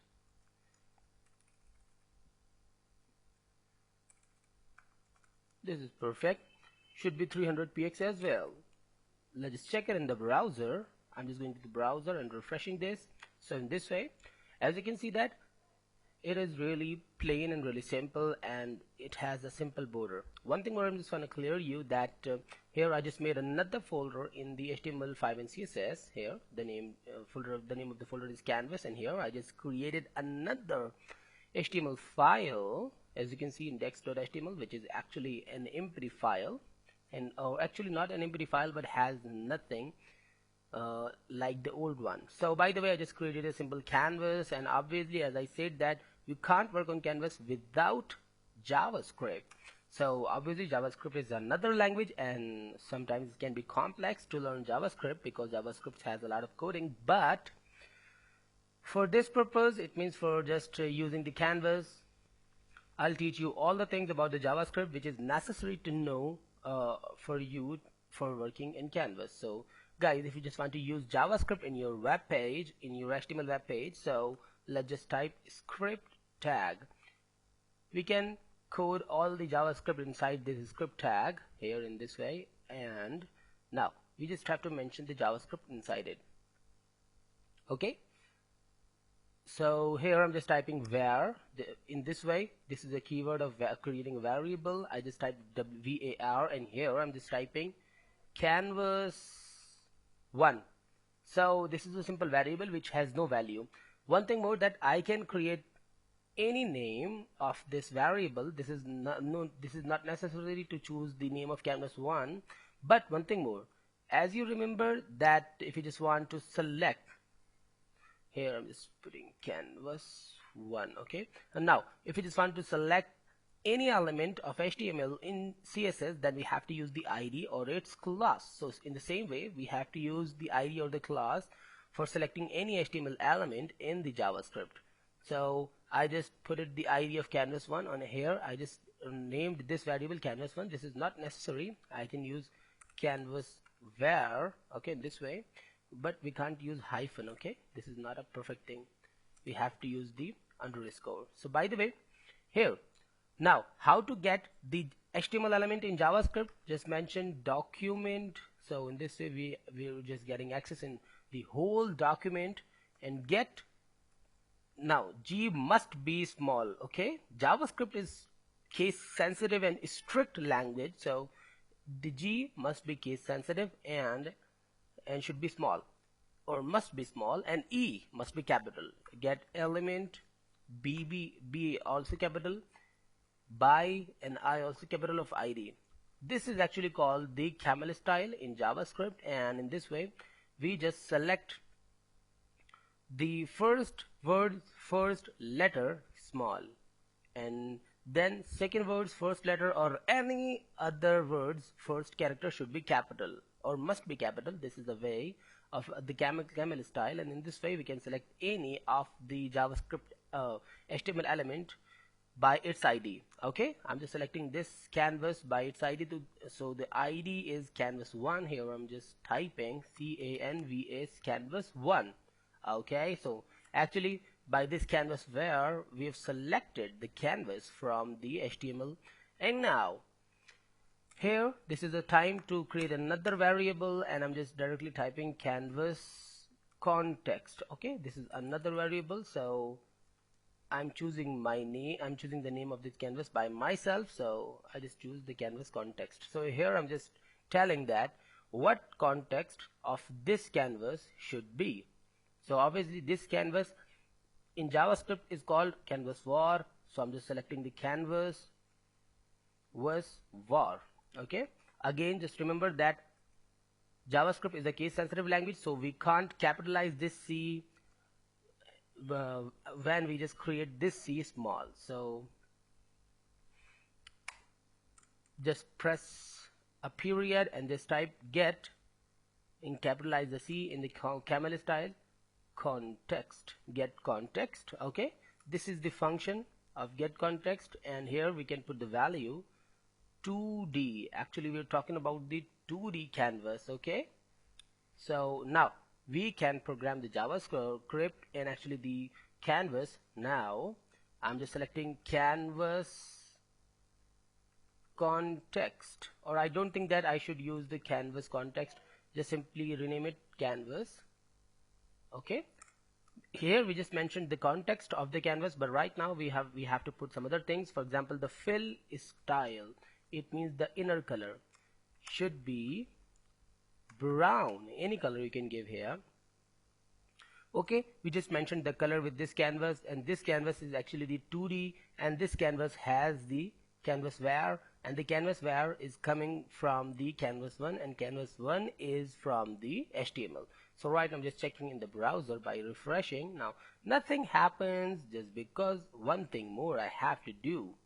So what is the thing? Again, I'm just calling canvas and adding some other functions. Okay, these are the functions and properties and other things. So I'm just adding some other thing here. I'm just typing fill fill rect, fill rectangle, okay, is equals to, so right now not in this way, in the way of parentheses, and just put the value, okay, 0 0 and 200 and 200.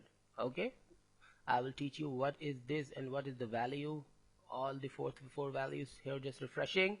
And now in this way actually I got the thing which I just want to make.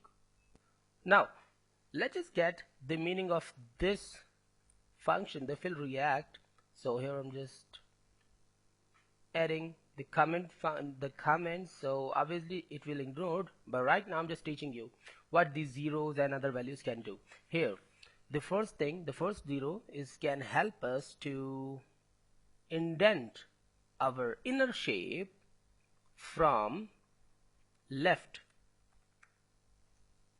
okay, or I think I should say right, okay, and this can help us to bottom, okay, 0% bottom or 0 pixel bottom, and here we're just mentioning 0 pixels right, it means totally from left and totally from the top. And here this thing can help us to increase its width, and this thing can help us to increase its height. So what do you want to change? For example, you just want to change the width. Obviously the first one is indenting feature from right and bottom, and the width is number third. So I'm just decreasing the width. I'm just putting 100, okay, in the place of width, and here I'm just going refreshing it. Okay, now you can see that the width has just minimized. Again come here, and now the height is this, and I just want to minimize the height. I'm just putting 100 and just refreshing this, and now I got lost the height as well. The other thing is, if you just want to indent it from right to the right from left, so I'm just putting 10 or 50. Okay, cool, 50. Just check it, refresh. Now it's indenting to the right, or I think I should mention here to right to bottom. Okay, cool, refresh this. Okay, now if you just want to indent it from the bottom, let's just put 20.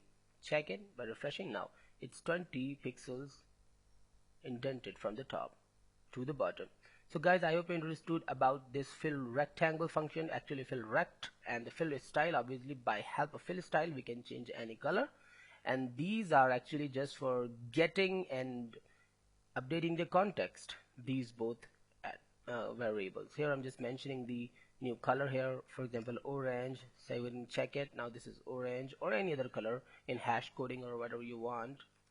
Okay, so guys, I hope you understood the basics of the canvas. We will learn some more things in next class. Goodbye, stay tuned.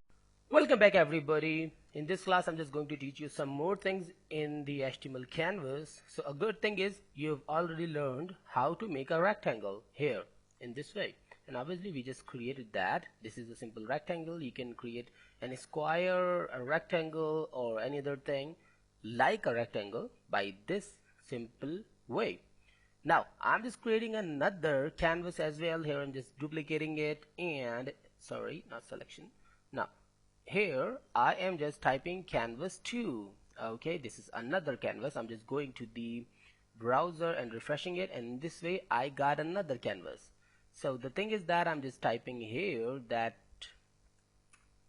H1 or H2 is more good, because obviously I'm just using multiple times the headings. So these are the subheadings here. Drawing a rectangle. Okay, you can give the height and width and the X and Y. What is X and Y? Actually axes are called X and Y, and the people who don't know about the X and Y can imagine right to bottom. Okay, means top and left. So left and top. Actually here I'm just mentioning other thing, H2 again, and this is what actually drawing a line. So here I'm just teaching you a new thing. I'm just drawing a simple line here in Canvas 2. So right now I don't need to actually create another script tag. I can create, but no problem, I can use the already created script tag as well. So here I'm just mentioning by comments. This is the way to insert comment in HTML. Oh, sorry, not in HTML, actually in the JavaScript and jQuery. So here I'm just typing drawing a canvas. Okay, so obviously this is the perfect thing. Okay, so this is also the comment, and that is why it's this line just ignored by the browser. Here I'm just creating other coding, drawing a line. Okay, cool. Obviously we just have to get this canvas by its ID as well. So I'm just typing new var, and I'm just declaring a variable canvas 2. I'm just typing canvas 2 instead of canvas var2 or something, because I don't need that. I can directly put its name, no problem. Document dot get element by ID. Let's just get canvas 2. Okay, canvas 2 is this is the second ID. Here after that create another variable, the canvas, or I think canvas ID2 is more good, and here I'm just mentioning canvas 2. That's more cool. Okay, so canvas 2 is equals to canvas ID2, and I'm just adding the get context 2D to the canvas ID2 2D, and in this way we can use the canvas 2 directly. So canvas 2, okay, dot any effect which so there are some functions which I just want to use with the canvas here. First of all, I'm just clearing you the functions, okay, then I will apply these things. Move to, so just mention the move to. This is first function. This is the another function, line 2. I'll guide you what are they, and then the last is stroke. Okay, so the first function actually to mention the first point of line. Obviously every line has 2 points, so for mentioning the first point I just have to put the move to, and in the move to I just have to mention the line's first point, and in the line 2 we have to mention the ending point of the line. Okay, the starting point in move to, the ending point in line 2, and in stroke we just have to mention the width of the line, and in this way actually we just created the line. So I hope you understood how to do this. I'm just using this canvas 2 dot with all these things. Obviously we are just applying these functions, line 2, move to, and stroke with the canvas 2, and after that we just have to mention 2 things, X and Y. Okay, the same thing with the line 2, and not, but we will do some other thing in the stroke. By the way, here what I'm typing, I just want this, the first point of the line. Just imagine the point, okay, not the line. Okay, I just want the first point at the 0 from top, or from actually from left, and 0 from top. Okay, just remember these things.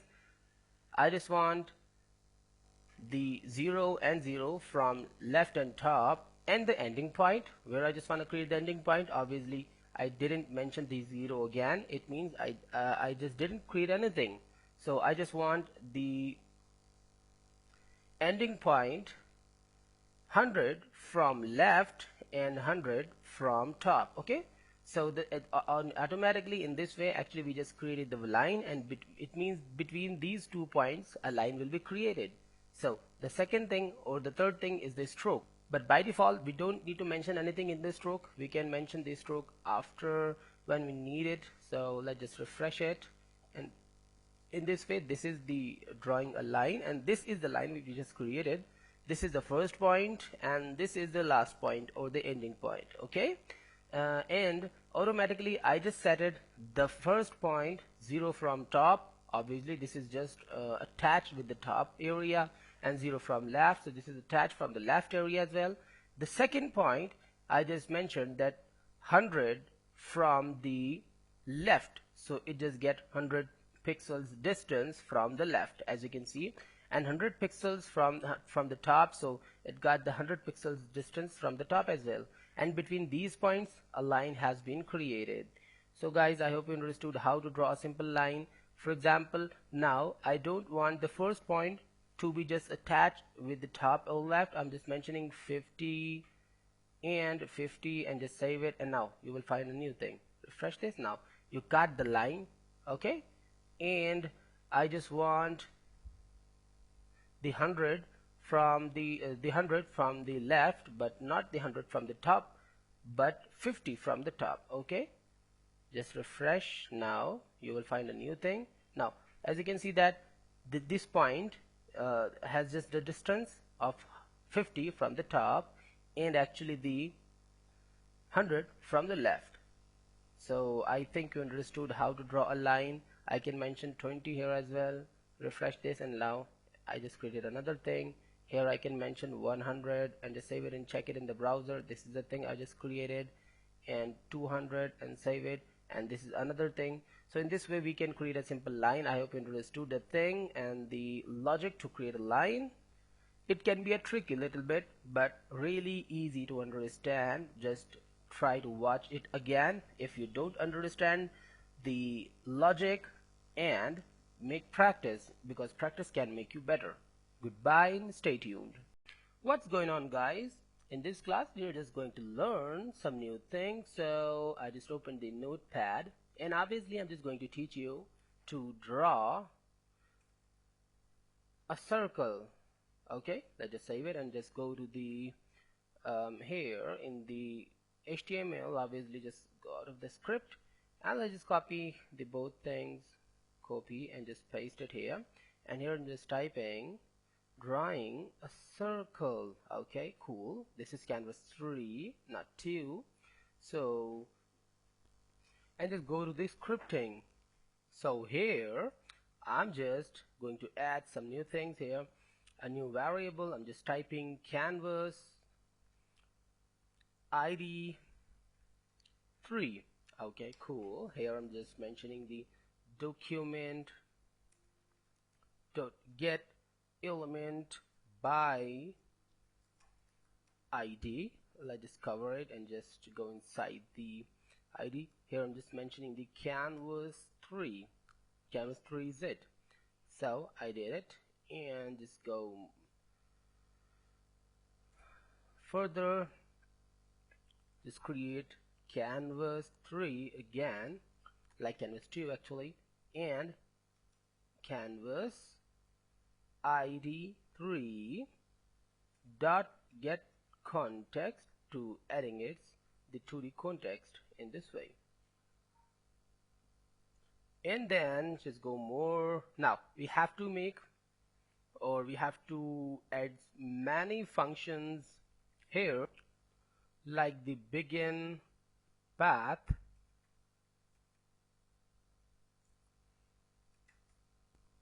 arc, and stroke.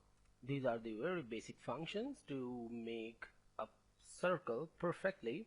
Here I just have to add the canvas 3 dot, obviously what is the canvas 3? This is the canvas 3, which is actually a variable.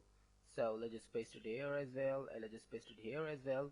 Here I just have to mention the parentheses, but here all the values, the x, the y, the radius, and the start, the end. Okay, I think these are the 5 elements. Obviously we have to put the 5 elements, so I'm just duplicating it and going down and making it comment. So here in the x, it means from left to right, we're just putting 50. Okay, so, and one thing more, I just want to clear you that we are talking about these center points. Okay, here this is the x and y of the center point, okay, of the circle. Here we're just mentioning 50 from the top as well. Okay, top from 50. And radius, what is the radius? Actually obviously the radius of the circle is called the radius here. This is a geometrical word, actually the width of the circle. So I'm just mentioning 100 as the radius, and from starting, obviously we should start from 0. Remember this, that we should start our circle from 0, but where to end? So here I'm just talking about a new thing. If you just know about the math function of JavaScript, that's cool, but if you don't know, so I'm just telling you a basic thing about the general mathematics in geometry, that geometry has a formula of pi. It means every pi is actually the half coin. It means if you just mention a pi in JavaScript or anywhere, it means you're talking about the half coin. So the pi is the math function in JavaScript. So first of all, I just have to call the math object in here pi. Okay, the pi is a math function, and the meaning of it, actually we're talking about the half coin. So let's just check it in the browser. I'm just refreshing it now. This is the circle which we have created. Uh-oh, I think we've made something really bad. I think the radius. So let's just decrease the radius. I'm just typing 0, 20. Just refresh it, and this is the thing. Okay. So in this way, I just got a circle, a half circle. But if you just want a complete circle, then obviously we have another technique. You must know that JavaScript is a programming language, and every programming language can multiply, divide, or plus and minus any value. So I'm just putting 2 after the comma. Just remember that after the comma, I'm just putting 2 and just adding a multiplication sign here. It means I'm just multiplying the math pi with 2. It means 2 math pi's. Okay, so let's just refresh this and get the result. This is the full circle I just created. And I think you got how to make a circle in JavaScript, or in actually the canvas. But some more things which I just want to teach you here. And one more thing I just want to teach you. What if I just change the height and width of this canvas? And the second thing, why this is so stretchy, looking like an oval? So I'm just going here and I'm just putting a new width. I'm just typing 500. Okay, 500. Just save it as a width, but height is still small. So I'm just going to the browser, refreshing it, and now you can see that circle is looking more perfect. It means the height and width of the main element can affect the canvas elements as well. So I think you understood this thing. And the other thing which I'm just doing is, actually I'm just going here after the arcing, before the stroke, or I think after the comment of the arc as well. You can understand how to mention in command the arcing by this command. So here I'm just typing canvas 3.fill style. You already knew about it, that in this way we can mention any style, like, or not about the style, actually the color, like blue. Okay, cool. But if you just want to apply the fill style in circle, then you have to put another function here, which is actually the fill. Simple fill without any value.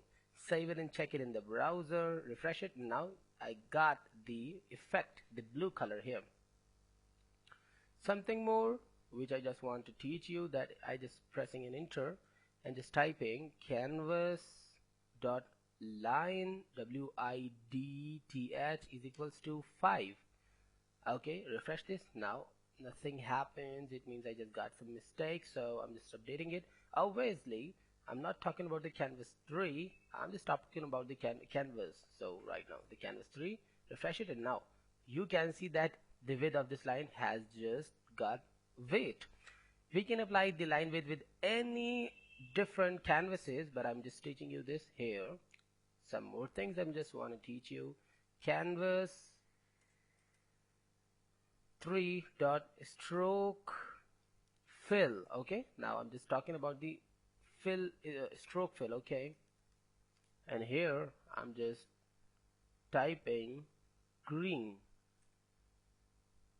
Save it and check it. Something's wrong. I'm just going in the notepad, and I just mentioned fill style, so I should mention the stroke style as well. Style. Just save it and check it in the browser. Refresh it. Now I got the green as outline, so I think you understood how to draw a circle, which is really easy step. Refresh this and just change it to 100 and it to 100 as well, and refresh this, and in this way I got a circle in another place. So guys, I hope you understood how to work with this circle, and we will learn some more things in next class. Goodbye, stay tuned.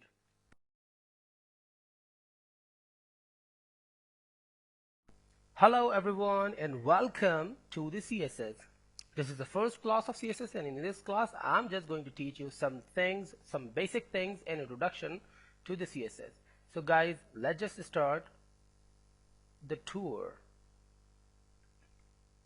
Intro to CSS3. Now CSS3 is the latest update and upgrade in CSS levels. Obviously there are the CSS 1, 2 levels already, but this is the CSS3 level, a new upgradation, a new techniques. By using CSS3 you still can easily use the old CSS elements as well. It means it has no problem for you.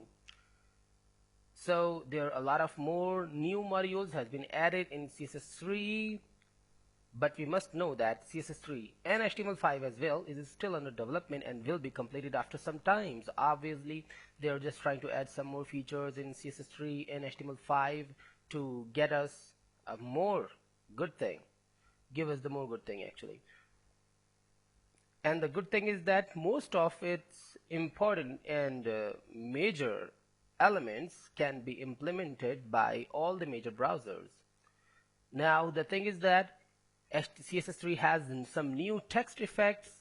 CSS3 has transition effects. Obviously the meaning of transition is actually we just have to use the transition effects in the jQuery before the CSS3, like some kind of small animations.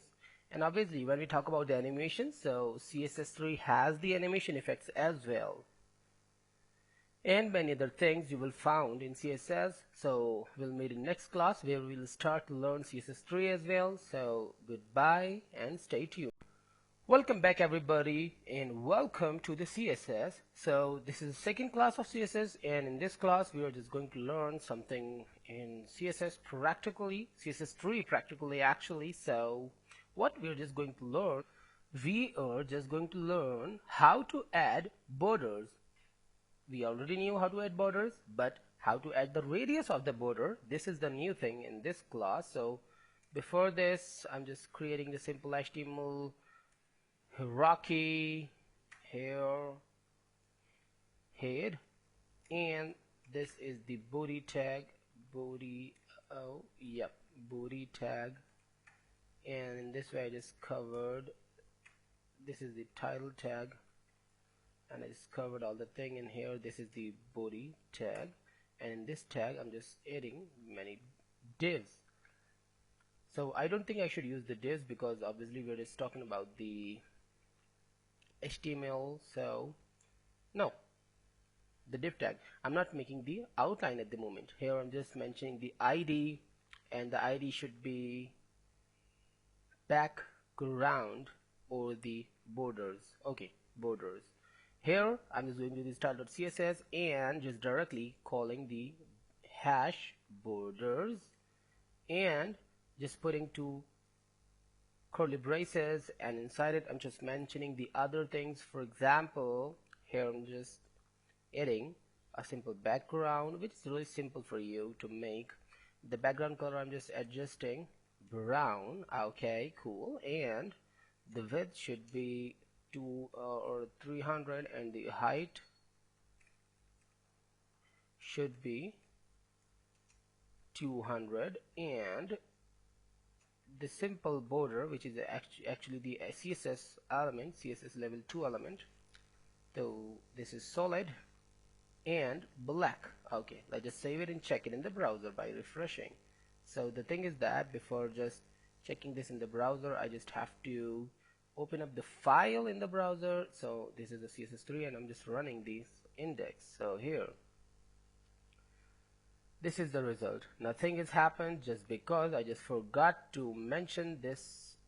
Wait for a while. Yep, this is style.css in the index.html file. So here I'm just adding this file by adding the link relation must be the style sheet, and the href, it means hyperreference, must be the style.css, and discover it, and just put a title HTML5 and CSS3. So now just refresh the browser.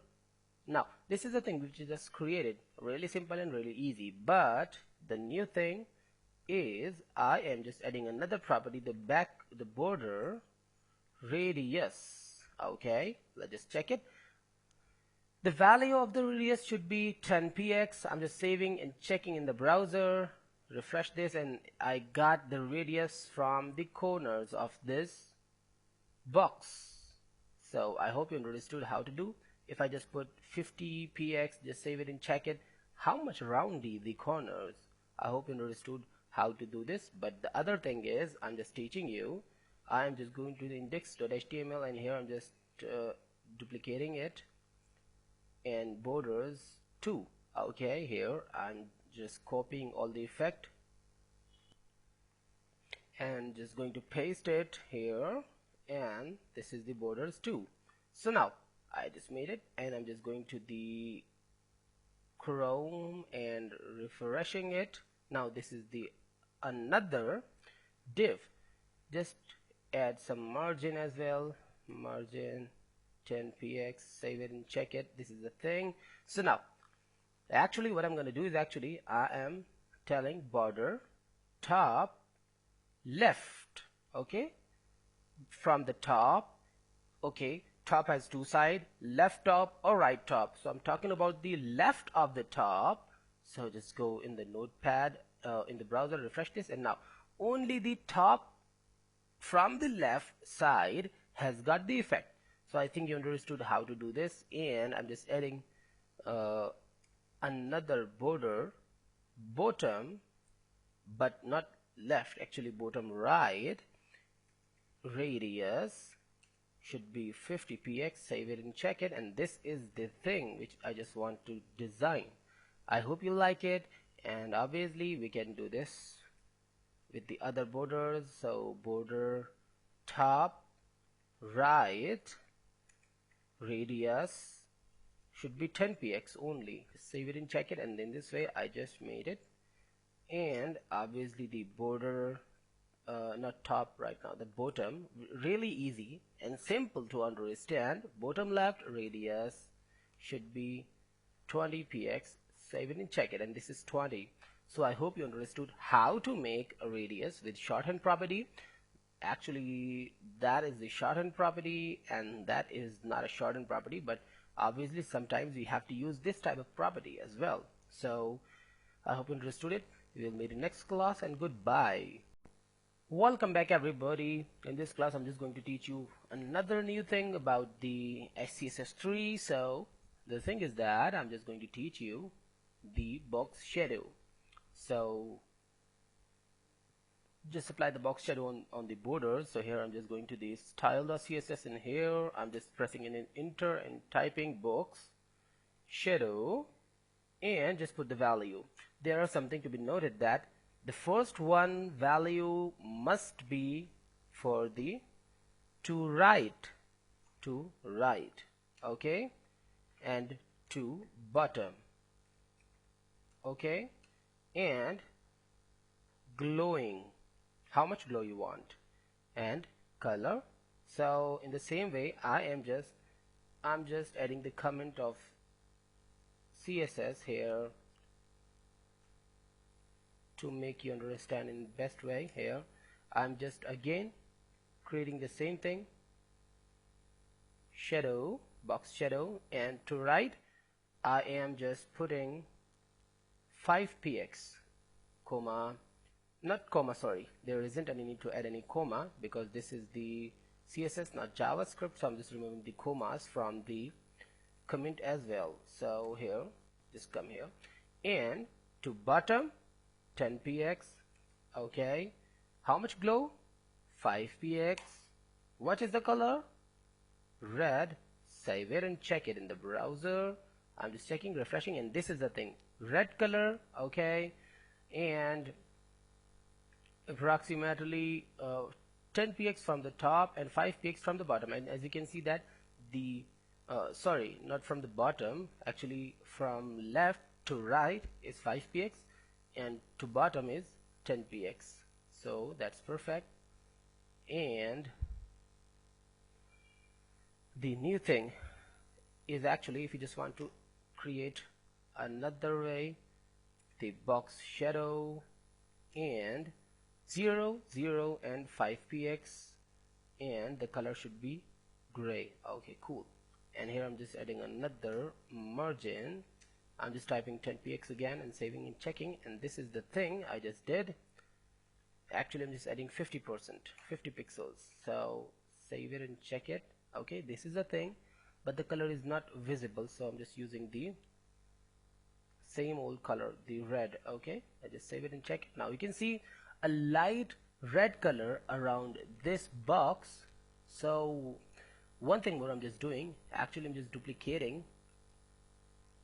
or I think if I just remove this box shadow, I'm just cutting it and saving and now showing you back.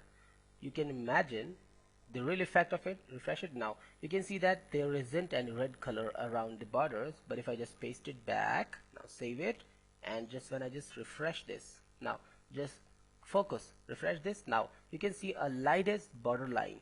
What is this? Actually I just said 0 from top or 0 from right, bottom or left, only in the center, so that's why it is really small, but actually glowing around the whole area. Okay, cool. Something more I just want to clear you. So for this purpose I'm just making another ID here. This is borders 3, and I'm just going in the style.css, and what I'm just doing, actually just copying all this thing, copy, and just pasting it here. And what I'm just doing, actually I'm just deleting the background color, which is brown, from the border 3, not the border 2. Okay, so I just update it to border 3 and just check it in the browser by refreshing. Okay, this is the new thing which I just created, but right now I'm just adding another keyword here, inset. What inset can do, actually by using the inset we can get the effect inside of the box. As you can see here, this effect is inside of the box, so this is really easy to do, and I hope you understood how to do this. We will learn some more things in next class. Stay tuned and goodbye. Hello and welcome back to this new class. So in this class I'm just going to teach you some more things of the HTML5 and CSS3, but right now I'm actually teaching you the CSS3. So I am just creating a new div and just renaming this div. One thing I just want to clear that this is the file of CSS3 folder, as you knew that we are just working on it. So here I'm just mentioning a new ID. I'm just giving the name of this ID, the gradient. Okay, so I'm just going to teach you about the gradient. This is a new feature of the CSS3 and really great to work. So here For this purpose, I'm just copying the previous one, the border 3 old properties, and then I'll just update the name of this border 3. This is border 3 and this is border 3 again. I'm just removing the new one and updating with the gradient. Okay, perfect. Then obviously I actually don't need the radius, so I just remove the radius, and here I'm just opening the browser and refreshing this file. This is the new one. Perfect. And I don't think that I need this box shadow as well, so I'm just removing the box shadow and refresh this, and now this is the simple black colored block. So now, as you know about the background already, obviously you can add the images, you can add the color as well. Here I'm just adding red color, any color which you just like you can add. But this is perfect? No, this is the old one. So here I'm just teaching you how to add gradient color using CSS3 technique. There are some different kinds of gradients in CSS3 like linear, radial. So here I'm just teaching you about the linear gradient. So I just have to mention the property background. This is cool, but instead of the red color or any other color, I'm just typing linear. Okay, but not the simple linear. Add a hyphen and then just type gradient, linear gradient, and just put up two parentheses, and inside these parentheses just put the color names. For example, I'm just typing red and the other color should be blue. Okay, any color I can give, no problem. Let's just go to the browser and just click on refresh, and you will get, I think I just got some problems. No, this is not a problem. There were some other things, and actually the problem is just a simple spelling mistake. Actually gradient is not A, it is E instead of the A. So just let's just refresh it. Now again it's not working, so I'm just going back, and actually here again I got a problem. Now this is perfect, linear gradient. Let's just go to the browser and refresh this, and now I got the color. This is the thing which is called the linear gradient. I hope you understood. This is really easy, but if you just want to add one more color, so the thing is that where you just want to add the new color, before the red, after the red color, or after the blue color. For example, I'm just adding another color after blue, so I'm just typing green with separation by using the comma. Okay, it is really important. Just go to the browser again and just refresh this, and now you got the thing which I actually just want to teach you. This is the thing. So it's cool and perfect. So now let's just go to the notepad back, and you can put any of the colors which you want. For example, the comma for separation and gray color, and save it and just refresh this and just got a new color in this way. So this is so simple and so easy to do. And in next class I will teach you some more things about the linear gradient. Obviously there are some more methods to do it. So we'll meet in next class. Stay tuned and goodbye. Welcome back everybody. In this class I'm just going to teach you some more interesting things of CSS3. So I'm just opening the notepad.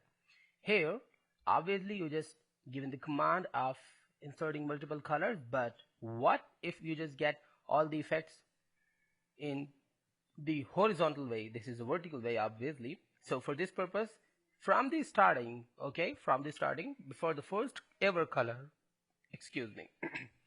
before the first ever color, just type to space right, to right, and add a comma by for separation, and just add any space. Okay, this is the thing to right, which actually guiding these colors, these four colors, that where they should go. It means from the left color is red, and from the red they should go from to right. Okay, so let's just refresh. Now from the red and from the left to green and to right. This is the meaning of this command, to right. But now if you just want this effect, all the effects and all the colors in a zigzag way, a diagonal way, so let's just type to bottom right, press in space, then type bottom and just press space again and right. From top, the meaning of bottom is to bottom is actually from top, and to bottom and to right obviously. These are two commands. Let's just refresh it, and now I think that is not working. Okay, to bottom there should be double T, so let's just refresh it back, and now I got the command, the diagonal command actually, from the top left to bottom right. This is really clear and really easy command to do, but there are some more things you must know about the linear gradient. So for this purpose I'm just making some other gradient effect, so I'm just copying this gradient. And why I'm just copying, actually I just don't like to make the width and height and margin back and back again and again, so I'm just copying it and I'm just typing here gradient 1, and obviously in the index.html I'm doing the same, duplicate it. This should be gradient 2, not the 1. So let's save it back and just go to the style of CSS and just gradient 2. So now I'm just refreshing it, and now I got another. Oh, I'm not getting it, means I just made some mistakes. So I'm just going back to the notepad. This is the gradient 2 and here is the gradient 2, obviously. This is the problem. Okay, perfect. And one thing more, I'm just thinking that I should update this as well because of the spelling mistake. So these are the gradients, not gradients. So here as well, gradient, and this should be gradient as well. Let's just save it and check it in the browser by refreshing it. Now I got another box with the gradient effect. So in the gradient 2, what I'm just gonna do is actually just removing all these commands and colors, obviously. Instead of this command to bottom right, I'm just removing the command and just typing here 100 and DEG. Actually it means the 100 degree. Okay, so I'm just reshaping this in 100 degree, and now as you can see that this is the 100 degree, and if I just put the 150, then you can imagine that it is a little bit more diagonal. And in the same way we can do everything at all. For example, 270 degree, and just save it and check it, refresh, and now this is actually a totally opposite in style. So I hope you understood how to make a design with multiple colors and with multiple, actually not the design, the gradient effect, but one thing more I just want to clear you that if you just want this effect in a beautiful way, actually I'm not teaching you or guiding you, I'm just making another beautiful effect here. I just mentioned the red, and now I'm just typing orange. Okay, this is a perfect combination for making an effect. Now let's have a look at this. I think it's nice. We can do a lot of things. For example, if I just mention the black, okay, so these are, I'm just talking about the color combinations, so you can do your color combination according to your need. Gray, silver, okay, and I think silver is enough, and just refresh this, and now in this way we got a new effect. And here instead of 270 I'm just mentioning 150 degree, and refresh this, and now let's just see it, and I think this is looking good. So I hope you understood. We actually don't need to we don't need to use the Photoshop for these things. We can do all the things in the simple CSS3, and I hope you understood all the class. Let me leave. We will meet in Can. Goodbye. Welcome back, everybody. In this class I'm just going to teach you some more new things in CSS3. So let's just open the notepad, and what I'm just going to teach you is actually just creating another gradient effect here. I'm just pasting it and just typing the gradient 3. So here is a 3 I just mentioned, and here I'm just going to the index.html and just duplicating the gradient 2, and it should be the gradient 3. Let's just save it and go to the browser and just refresh this. Now I got another effect of gradient, linear gradient, but right now I'm not in a mood to just teach you the same thing, the gradient, the linear gradient, but obviously I'm just going to teach you the gradient effects but not the linear.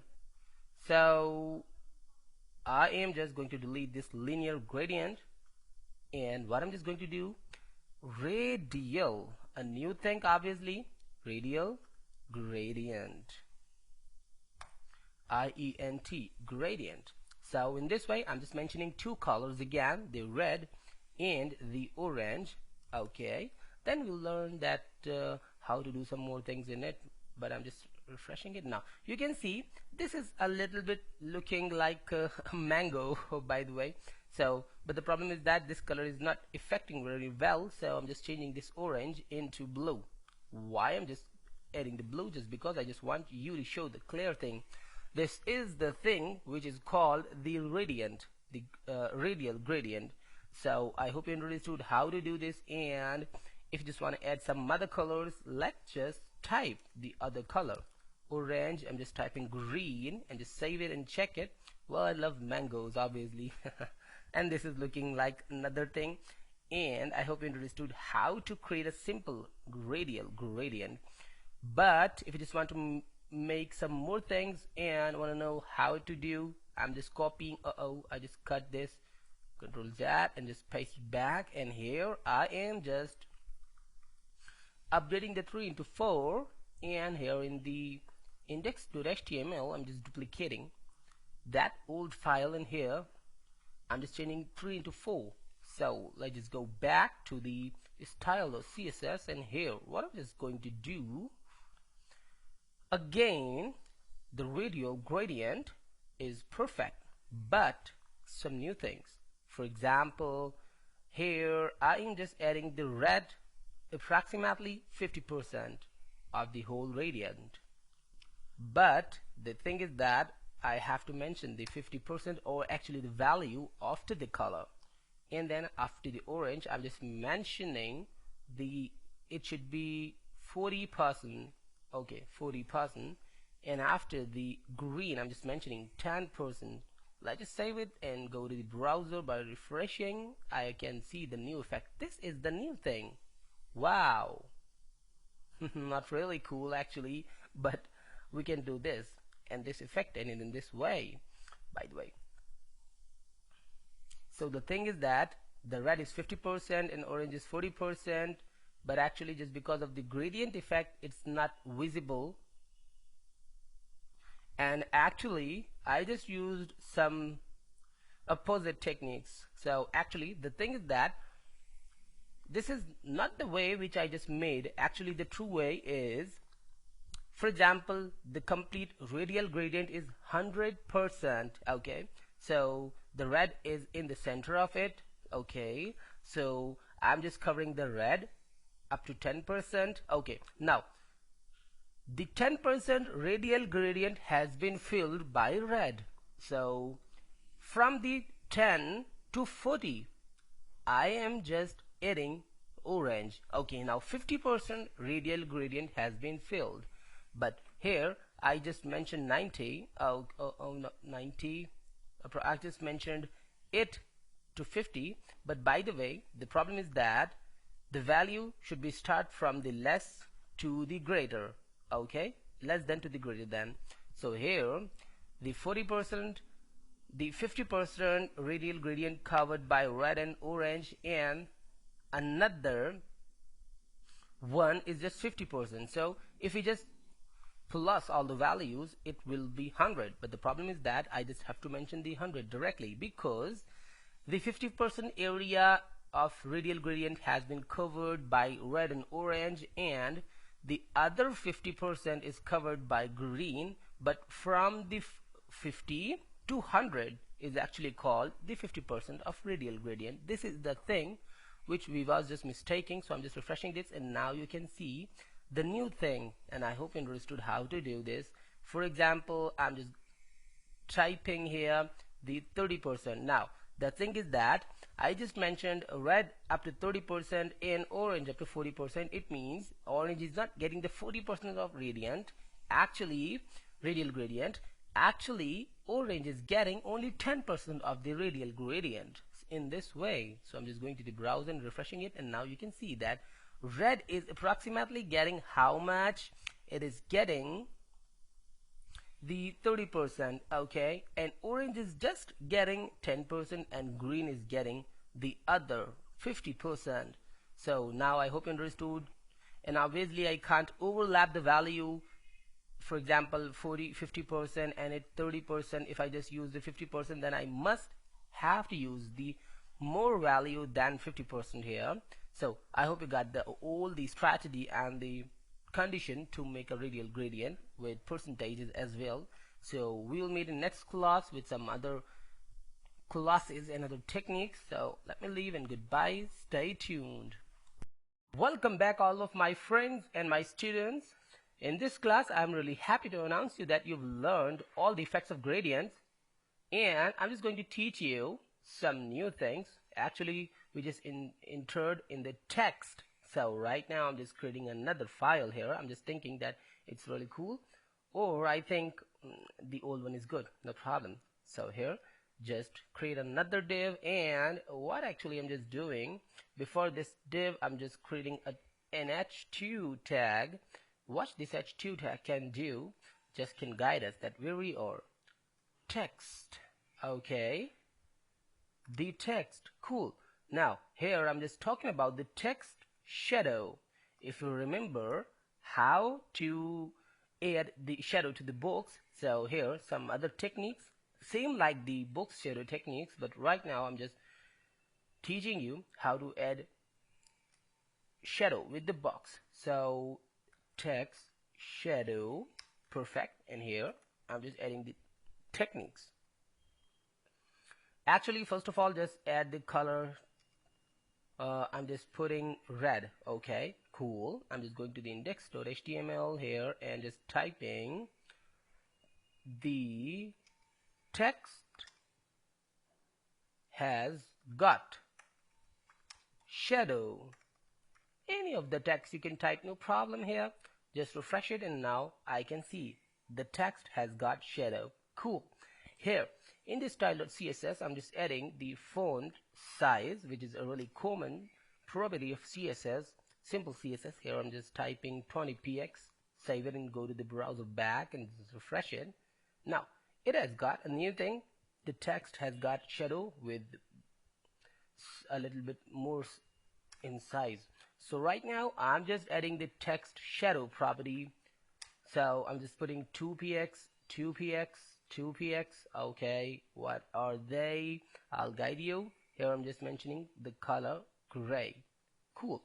Save it and go to the browser and just refresh it. Now you can see a beautiful shadow at the back of the text. How to do this? I'm just going to the notepad to teach you. Actually this is the value for to right from left, okay, this is the value to bottom from top, and this is actually the value which can grow up and glow the shadow, and this is obviously the shadow color. Really simple and really cool effects. Just refresh this and this is the effect. Now for example if I just use here instead of 2 I'm just putting 10 and just going to the browser back and refreshing it. Now you can see that our text is a little bit lower from its place. So go back to the notepad and here I'm just adding a little bit effect of shadow. Here I am just mentioning 5px, save it and go to the browser, refresh it. Now it's more glowy actually, okay.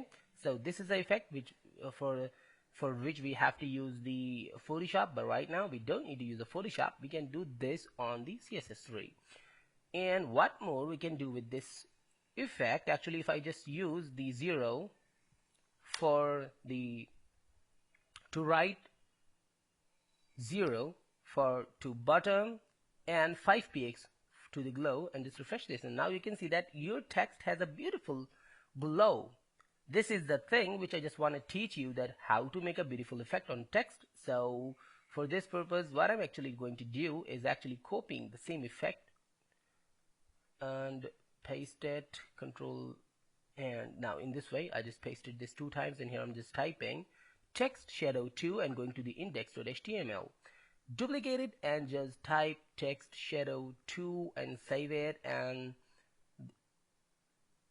here I'm just typing another, okay, no problem. go to the browser and refresh it, and now you can see that the text has got shadow another. So I'm going to the notepad back, and here in the style of CSS I am just putting some value here, 2px, and now you can understand the difference between them easily. So you can practice it and just work in a practical way. We will learn some more things about the text in next classes. Goodbye and stay tuned.